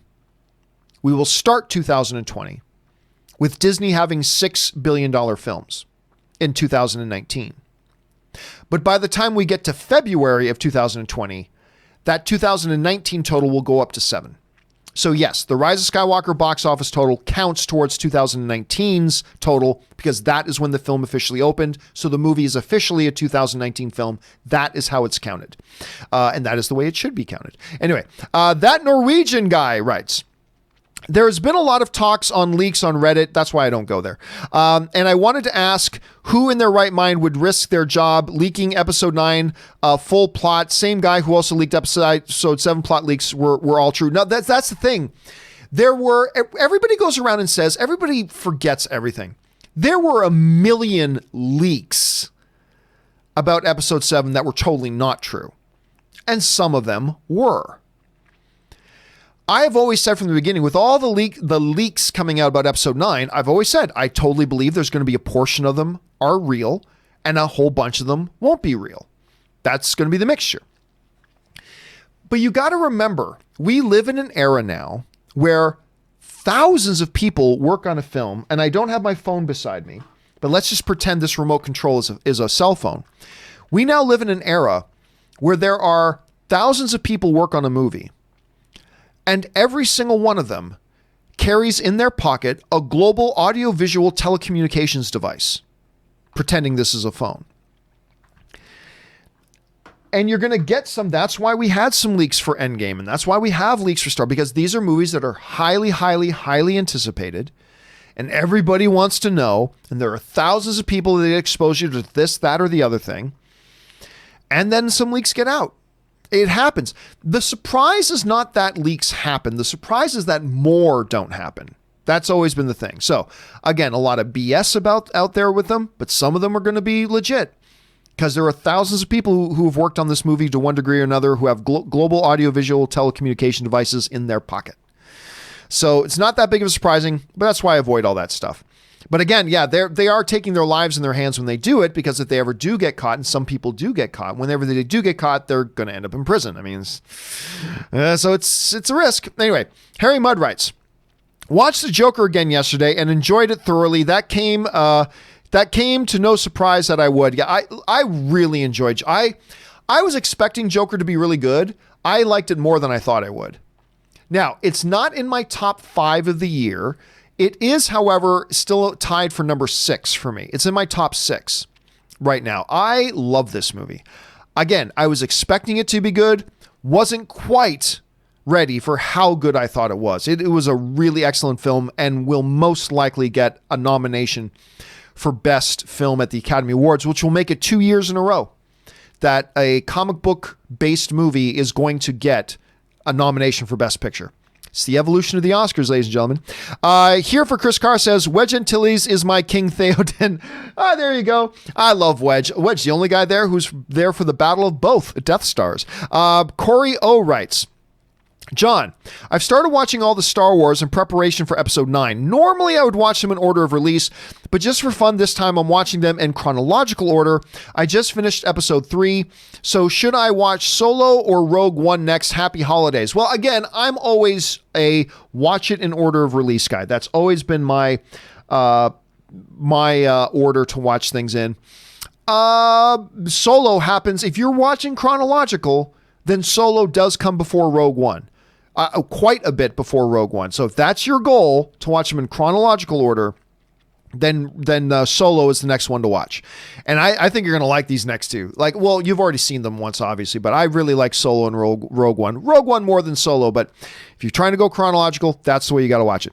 Let's see. Here for Chris Carlos, who writes, he is so underappreciated. Well, I mean, let's be honest. I love Wedge, but let's be honest. He doesn't have a lot of dialogue in the film, right? So it's not...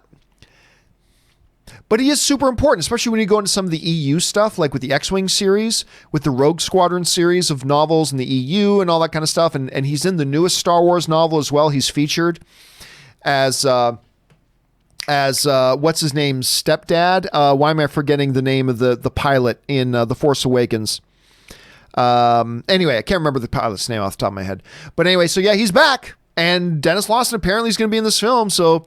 good times. Harry Mudd also writes, Wedge Antilles was portrayed by two... Yes, he was. He was portrayed by two different actors in Star Wars A New Hope. Colin Higgins, dubbed by David Ankrum, at the Death Star attacking briefing, and then Dennis Lawson for the rest of the movie. Yep. So a lot of people forget that in the Death Star briefing in the original Star Wars A New Hope, as he's sitting beside... Luke's sitting beside the place. He goes, "It's not impossible. I used to target womp rats back then in my TC-17, and there weren't much small, giving them that speech." That's Wedge. Like, that's not Wedge. That's not Dennis Lawson. Nope, that's Wedge Antilles. He was played by two different actors in the same movie because of a gaffe that happened. But yep, it was two different actors played the same character in one movie. I think a lot of people just never realized that character next to Luke was actually Wedge Antilles. All right, Harry Mudd writes, I would love to be a scruffy-looking nerf herder. Bring on the filthy. Cannot wait for this movie tonight, man. I'm so stoked. Adam Smith writes, chances Palpatine will give Kylo a Sith name, over under 10%. I'm going to go under. I think Kylo Ren is his dark side moniker. That's his dark side, whether it's Sith or not. I think that's his dark side moniker. So I don't think we're going to get a Darth anything name. And I don't think he's going to join Palpatine. I could be wrong about that. I don't know. It's possible, but I don't think he gets another name. I think Kylo Ren is his dark side moniker, so we'll see. But you never know. It's possible.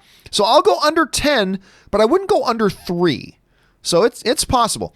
Sean Winthizer writes, one of two. Hey everyone, happy holidays. With Rise of Skywalker basically here, I was wondering what your top 5 Star Wars SFX are. Mine would be the TIE Fighter, sound effects.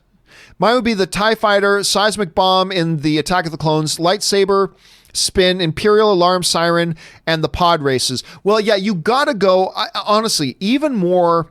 Anne just got a lightsaber at Galaxy's Edge yesterday. She did the whole construct a lightsaber thing. It's pretty badass, actually. And it's got that sound when it turns on, right? Iconic lightsaber, vroom, vroom, iconic sound, but it's the TIE Fighter scream. That's they sound more like a sick cat than a TIE Fighter scream. Anyway, the TIE Fighter scream has got to be the main one. I mean, that's got to be the big one, the main one right up there. Absolutely.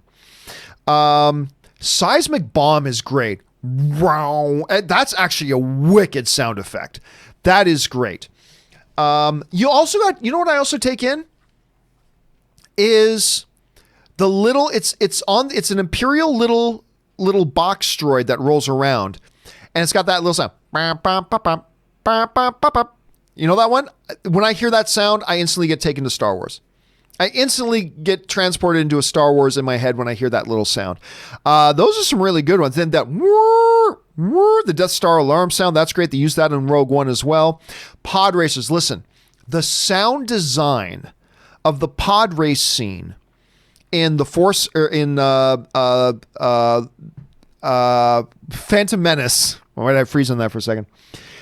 the sound design of the pod race in The Phantom Menace is maybe Ben Burtt's best work. I could turn on the pod race scene, which, by the way, I don't like The Phantom Menace, but I love that scene. But I could even turn off the screen and just listen to that scene.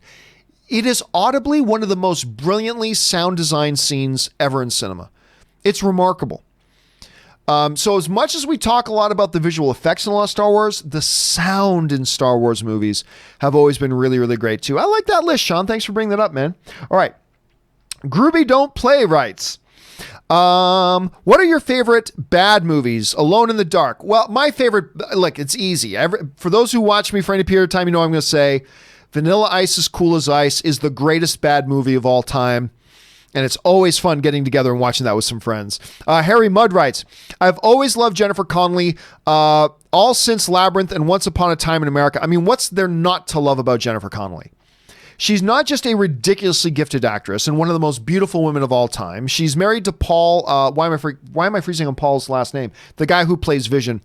Now, how's that for a married couple for you? That's a power couple. I love her. And I'm going to be curious to see her in this Top Gun movie, man. It's going to be really, but yeah, I'm with you, Harry, man. I love her. She's fantastic. All right. Florian Stump writes, John, Danger Zone. I know. You know, at some point in this Maverick movie, they're going to play Kenny Loggins' Danger Zone. Like, they got to at some point, right? Even if it's a little thing in the background at some point, you know that's going to be in there. I might be a little bit disappointed if they don't. All right. Baby Boy 8603 writes, honestly, what trailers can we expect during the Super Bowl since movie studios are giving us everything now? It's a good question. I don't know. But you got to remember, the Super Bowl is the biggest audience of the year. There are more people watching the Super Bowl.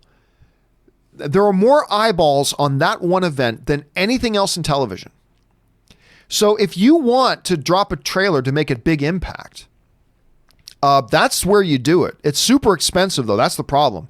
You're spending millions of dollars for a 30-second TV spot. It's expensive. If you want to run like a full 2-minute thing, you're talking about spending $15-20 million just on one spot. But you have so many eyeballs on it. It's huge. So I don't know. Well, I mean, we'll get into the speculation, I'm sure, soon enough about which trailers may or may not drop at the Super Bowl this year. But I think more and more studios are realizing it's such an expensive price tag when you can spend that $5 million and get a lot more bang for your buck on other smaller things. But we'll have to kind of wait and see. All right. David Galvez writes, hey, John, over under that we'll see. You got to give me a number, man. You can't say over under. You got to give me a number. What's your line? Over under that we'll see Kylo redeem, take down Palpatine with Force Ghost Luke and Anakin. That would be the ultimate ending. It's a possibility. I don't think redeeming Kylo Ren is the right way to go. I think there's a greater possibility of it since the last trailer, so it very well could happen. I still don't think it's the right way to go. I still don't think it's what they'll do, but it's a much greater possibility now. I can't give you an over and under because you didn't give me a line. So when you say over under, you got to set a line. So I can say either over that line or under. You got to give me that. So it's a possibility. I don't want them to do that because I don't think you should redeem Kylo Ren at this point. And I still don't think they will. But again, I think there's a much greater possibility that they will now that we've seen this last trailer. So we'll have to wait and see. Charles A. writes, Mandalorian reminded me of Alien and Home Alone. A particular episode or just overall in general so far? Well, a little bit of the last episode, a little bit Home Alone, as you see Baby Yoda trying to elude the droid, but he doesn't really catch the droid in any traps or anything like that. But I'm loving Mandalorian so far. Episode 5 notwithstanding. Kyle Blythe writes, wanted to get your thoughts on His Dark Materials. I've only seen the first episode. I liked it, but I haven't gotten around to watching the rest, so that's kind of where I'm stuck right now. But I did like the first thing I saw. Superior Samways writes, Cineplex is quietly charging $1 more for Star Wars. Really? Just another reason. Screw you, Cineplex. You guys are a disgrace. Seriously, Cineplex theaters is a disgrace, and that breaks my heart as a Canadian, and it breaks my heart as somebody who has loved that theater chain for a long time. Cineplex is a disgrace to the movie community. They're a disgrace to the cinema theatrical exhibition community. They're a disgrace for movie fandom. Your company is a disgrace. You're a disgrace. Anyway, Ryan Lohner writes, I had the privilege of seeing Patrick Stewart on stage in David Mamet's A Life in Theater. It was a transcendent experience. Also pretty sure he's now the oldest lead actor in TV history at 79. Ooh, that could be the case. I'd have to look that up, but that could be the case. And remember, Patrick Stewart, you want to see a real actor show their chops? Go see them on stage. That's where real actors show their chops, is if they can do it on stage. It's a very different thing. But I mean, there's no lying. There's no cuts. There's no new takes. There's no just camera angles to hide something. There's no redos. You're on stage in front of a live audience. And, Ann and I just went to the Geffen Theater a couple of weeks ago to go see Andy Garcia in a performance in a new rendition of Key Largo. And it was really good. And seeing Andy Garcia on stage doing stuff was pretty cool. And that's where Patrick Stewart's roots are, is doing stuff on stage. And he's great at it. Trippy Vision writes, do you think the Darth Rey scene is Palpatine messing with Kylo, saying she is stronger and will be better apprentice? Also looks like a Sith temple. Does look like a Sith temple. Listen, that's been one of the options about ever since we saw the Dark Rey thing. It's been, is that real? Or is that a nightmare or a vision that somebody's having? Whether it's Rey having a nightmare, Kylo having a vision, whatever. Is it just a nightmare or a vision? Is it something that's actually happening? If it is happening, is that Rey herself? Is it a clone of Rey? Is it a long-lost twin sister of Rey? A lot of different things, but definitely one of the possibilities is it's just a nightmare or vision of one of the characters. So that is one of the possibilities we've been talking about, Trippy, for sure. Lucifer writes, the other day when Rob said The Expanse Season 4 was out, I immediately shut off YouTube and binged the whole season. Then I finished your video at work. Listen, I cannot wait. It's been way too busy of a week. I cannot wait to get around to Expanse Season 4, though. The Expanse is one of those shows that I'd never watched, and then enough of you guys talked me into giving it a shot, and then I binged all 3 seasons. Not in a day. I binged all 3 seasons over the course of about a month and a half or so, I think, and cannot wait for Season 4, man. I'm glad that it's back. All right. Jeremy Shibasu writes, over under 40%, Shyamalan wins an Oscar within 5 years. Oh, over 40%. Over 40. I'm not going to say 80 or 90, but I'm going to go over 40%. I put the line closer to 60 myself, so I'll go over 40. Also, he writes in, meant to say Chalamet. I keep on saying Shyamalan instead of Lame. Somebody pointed out the other day that I got that wrong. So Timothy Chalamet. Yes, I think over 40%. In the next 5 years, I'll go over 40. The Rock and Scotsman writes, greetings from Winnipeg, Manasnoba, minus 26 degrees Celsius today. Oh my, that is some cold weather, man. You have mentioned the issues about Cineplex, but with it being the only real theater up in our glorious kingdom, can you elaborate on the issues with Cineplex that you have had? Well, I don't want to go into it all again. Couple of things. The fact that they offer no option for a type of a membership that other theaters in North America are doing. Number 2, the fact that they are constantly trying to upsell audiences on giving nothing but 3D screenings for movies people want to see. I gave the example of a couple times I went there, I want to take my mom to a movie theater, and both times for different movies, it's like they have 18 screenings in 3D at the higher ticket price and only 1 screening in the middle of the afternoon for non-3D, even though every single poll and consensus taken shows that a vast majority of the movie-going audiences do not want to watch movies in 3D. They want to watch them in regular 2D. Not everybody, but the vast majority. That's been proven over and over and over again.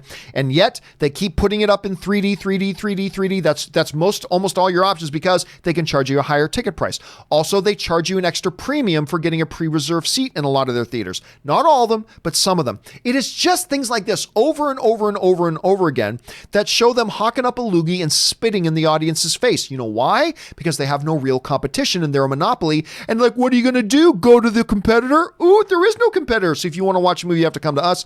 And yeah, they're scum. They're scum, in my opinion. They have ruined what was my favorite movie theater chain. And they are a disgrace. In my opinion, they're a complete disgrace. And I'm so glad they're getting taken over. And I really hope Cineworld does something to improve the situation and bring the glory back to Cineplex. Anonymous writes, can Taika Waititi be this generation's Mel Brooks? What We Do in the Shadows and Jojo Rabbit kind of feels like Mel Brooks movies. Yeah, it all depends on your definition. I think we need a few more movies from Taika Waititi to really start to make those types of guesses. But right now, he hasn't made anything on the level of a truly of one of the Mel Brooks iconic movies. Like Mel Brooks has several big, huge, iconic movies, none of which has Taika Waititi made yet. Give him more time, and then we can start thinking about grander comparisons like that. Matsiv Jada writes, bad title is what buried Dr. Sleep as well. Dr. Sleep is a great movie. Dr. Sleep was a terrible title for that movie. But John, that's the title of the book. It doesn't matter. It's a bad title for a movie. I don't know it is the de facto thing that sunk it, but it certainly didn't do it any favors, that's for sure.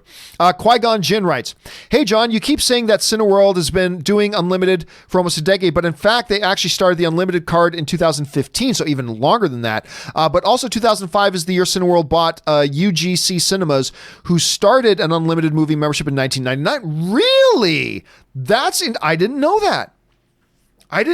So yeah, Cineworld has been doing it for a long time. Like some people still think erroneously, oh, Movie Pass started this whole... No, they didn't. Cineworld was doing it ages before anybody else was. Ages. And as a matter of fact, remember, I was with AMC for a while, and prior to Movie Pass becoming a big thing, AMC was studying... They had been studying and preparing their A-list thing for a long time, and they were studying what was going on in the UK. So I didn't know about that UGC thing, about them having unlimited memberships in 1999. I didn't know about that. So that even adds more color. See, this is why we have a film fan community. So we have the collective adding information like this. And thank you for sharing that, Qui-Gon. I appreciate that, man. I think everybody appreciates that. All right. Guys, we've gone over time, so we only have time for a few questions more. The Nocturnal Disney podcast writes, don't forget Mando is Wednesday this week. That's right. Remember, Mandalorian is not Friday this week. It's Wednesday. And they're going to be attaching an exclusive sneak peek at Star Wars Episode 9 the day before the movie opens publicly. So that's a good thing to bring up, Nocturnal. Thanks for mentioning that. Scooby Don't writes, love you guys. Thanks for doing this. Well, thank you for being a part of the community, Scooby Don't. I appreciate that, man. Harry Mudd writes, Peter Cushing and Christopher Lee were best friends in real life. They once got kicked out of a movie theater for laughing too hard while watching Looney Tunes. I've seen some things of Peter Cushing. They did a ton of movies together, by the way. For those of you guys know Christopher Lee, for those of you who don't know the name of Peter Cushing, he was Grand Moff Tarkin. He was Governor Tarkin in the original Star Wars. And yes, they made, I can't remember, was it 7, 8, 9? They made a whole ton of movies together too. They have got a really impressive filmography together if you go back and look that up. Miggy writes, just have a few minutes more here, guys.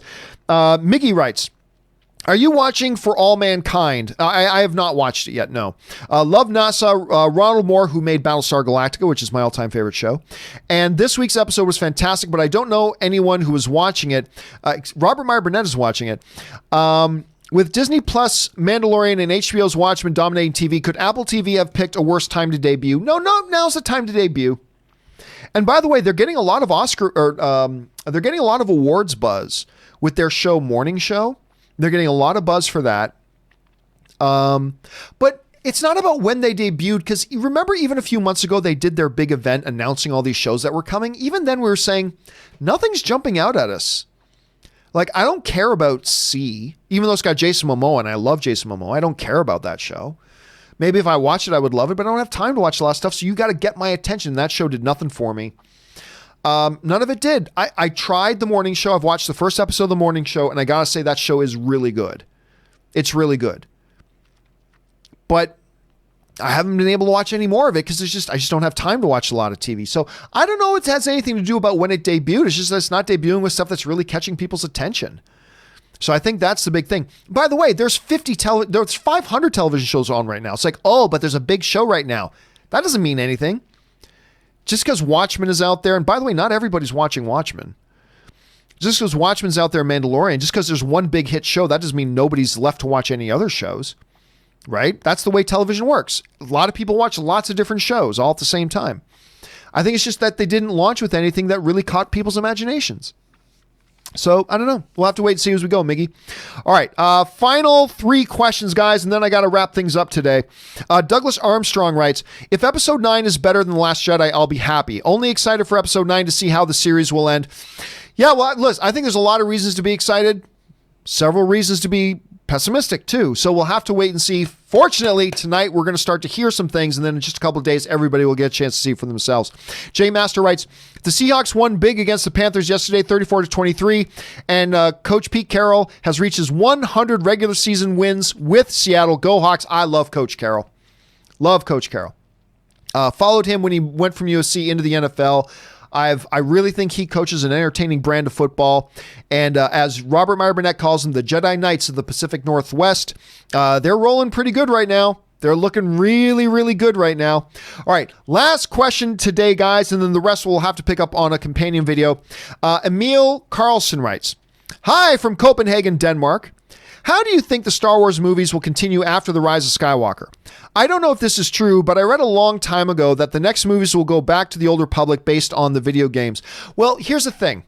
We're going to get lots of different types of movies. Moving forward, we're going to get a lot of different types of movies. I have no doubt that movies set in the Old Republic are going to be a part of those. But I do not believe that now all the movies moving forward are going to be Old Republic movies. I don't believe that at all. Mandalorian is a great example of that. Mandalorian is a show that takes place well beyond that. I think we're going to get shows that take place after, or movies that are going to take place after the events of Episode 9. And I believe someday we're going to get Star Wars Episode 10. It won't be based around Skywalkers, but I believe it'll be the new main story of Star Wars, and I believe that'll be, in the constant moving forward future. But I do believe that movies set in the Old Republic are going to happen. I believe that's what Benioff and Weiss were working on. I think Benioff and Weiss were working on their stories were going to be stories that take place in the time frame of the Old Republic. So I do believe we're going to get those, but that's not like what all Star Wars movies are going to be moving forward. It's just we will get some that do that as well. All right, guys, listen. Everybody from Theshold X Games, Lewis Round, Elijah Anderson, everybody on forward, do not worry. Your questions are going to get answered in the next companion video that we do. I'm not going to lie to you. It's probably not going to be today because I got a lot going on today, including getting ready for a certain premiere tonight. But we're going to do a companion video in the next 48 hours that will get around to your questions. They will get, for you and everybody else to send in questions. After Elijah Anderson, your questions are going to get answered in a video, just not today, but will get answered in a companion video. Keep your guys' eyes open for that, because we've gone 2 hours and 45 minutes. We're closing in on 3 hours today, and my voice is about to give out. I've talked as much as I can. Anyway, guys, that will do it for today's installment of the John Campea Show. I'm going to let you guys know, for the Patreon supporters who normally jump over and join me in the John Campea Show post-show chat over on our Discord server. Again, like I said, I got a lot of things I got to accomplish today. It is Star Wars premiere day, and unfortunately will not be able to do the post-show chat. So my apologies for that. But and then there's no regular John Campea Show tomorrow, but there will be a special 45-minute only. But there will be a special 45-minute John Campea Show tomorrow at a special time, 7 a.m. Pacific Standard Time. That will be 10 a.m. East Coast time. And you know what? I'll start things off tomorrow with Threshold Games' question. We'll get through the rest of the questions tomorrow morning, and we'll take a bunch of your new questions, because I think we only got about 5 or 10 minutes left, more questions left from here. And then we'll get on to your questions tomorrow as well. And I think tomorrow is mostly going to be, I'll reiterate my reaction to the Star Wars premiere that I'm going to go see tonight, and then we'll just make it all open mic questions. So a special time for a 45-minute version of the John Campea Show tomorrow morning at 7 a.m. So for those of you guys who normally join us, mark that down, and we'll see you guys tomorrow. Thank you to Robert Meyer Burnett for being here as always, shining his wonderful glory on the show. Thanks to all of you guys for watching the show, and a special thank you to all of you guys who did send in questions, not just because you gave us great fun things to talk about, but you guys supported the channel and made these shows possible as we were doing it. So all of us here, thank you very much for that. All right, guys, that will do it for me for now. Thanks a lot for being here. Don't forget to check out my YouTube channel later tonight. Make sure you're following me on Twitter at John Campea, and on Instagram. I'm going to be putting up a whole bunch of pictures from the premiere tonight. And then later, once the screening's over, I will put up my first reaction to Star Wars, The Rise of Skywalker tonight. Make sure you guys are following. So that'll do it for me, guys. My name is John Campea, and until next time, bye-bye.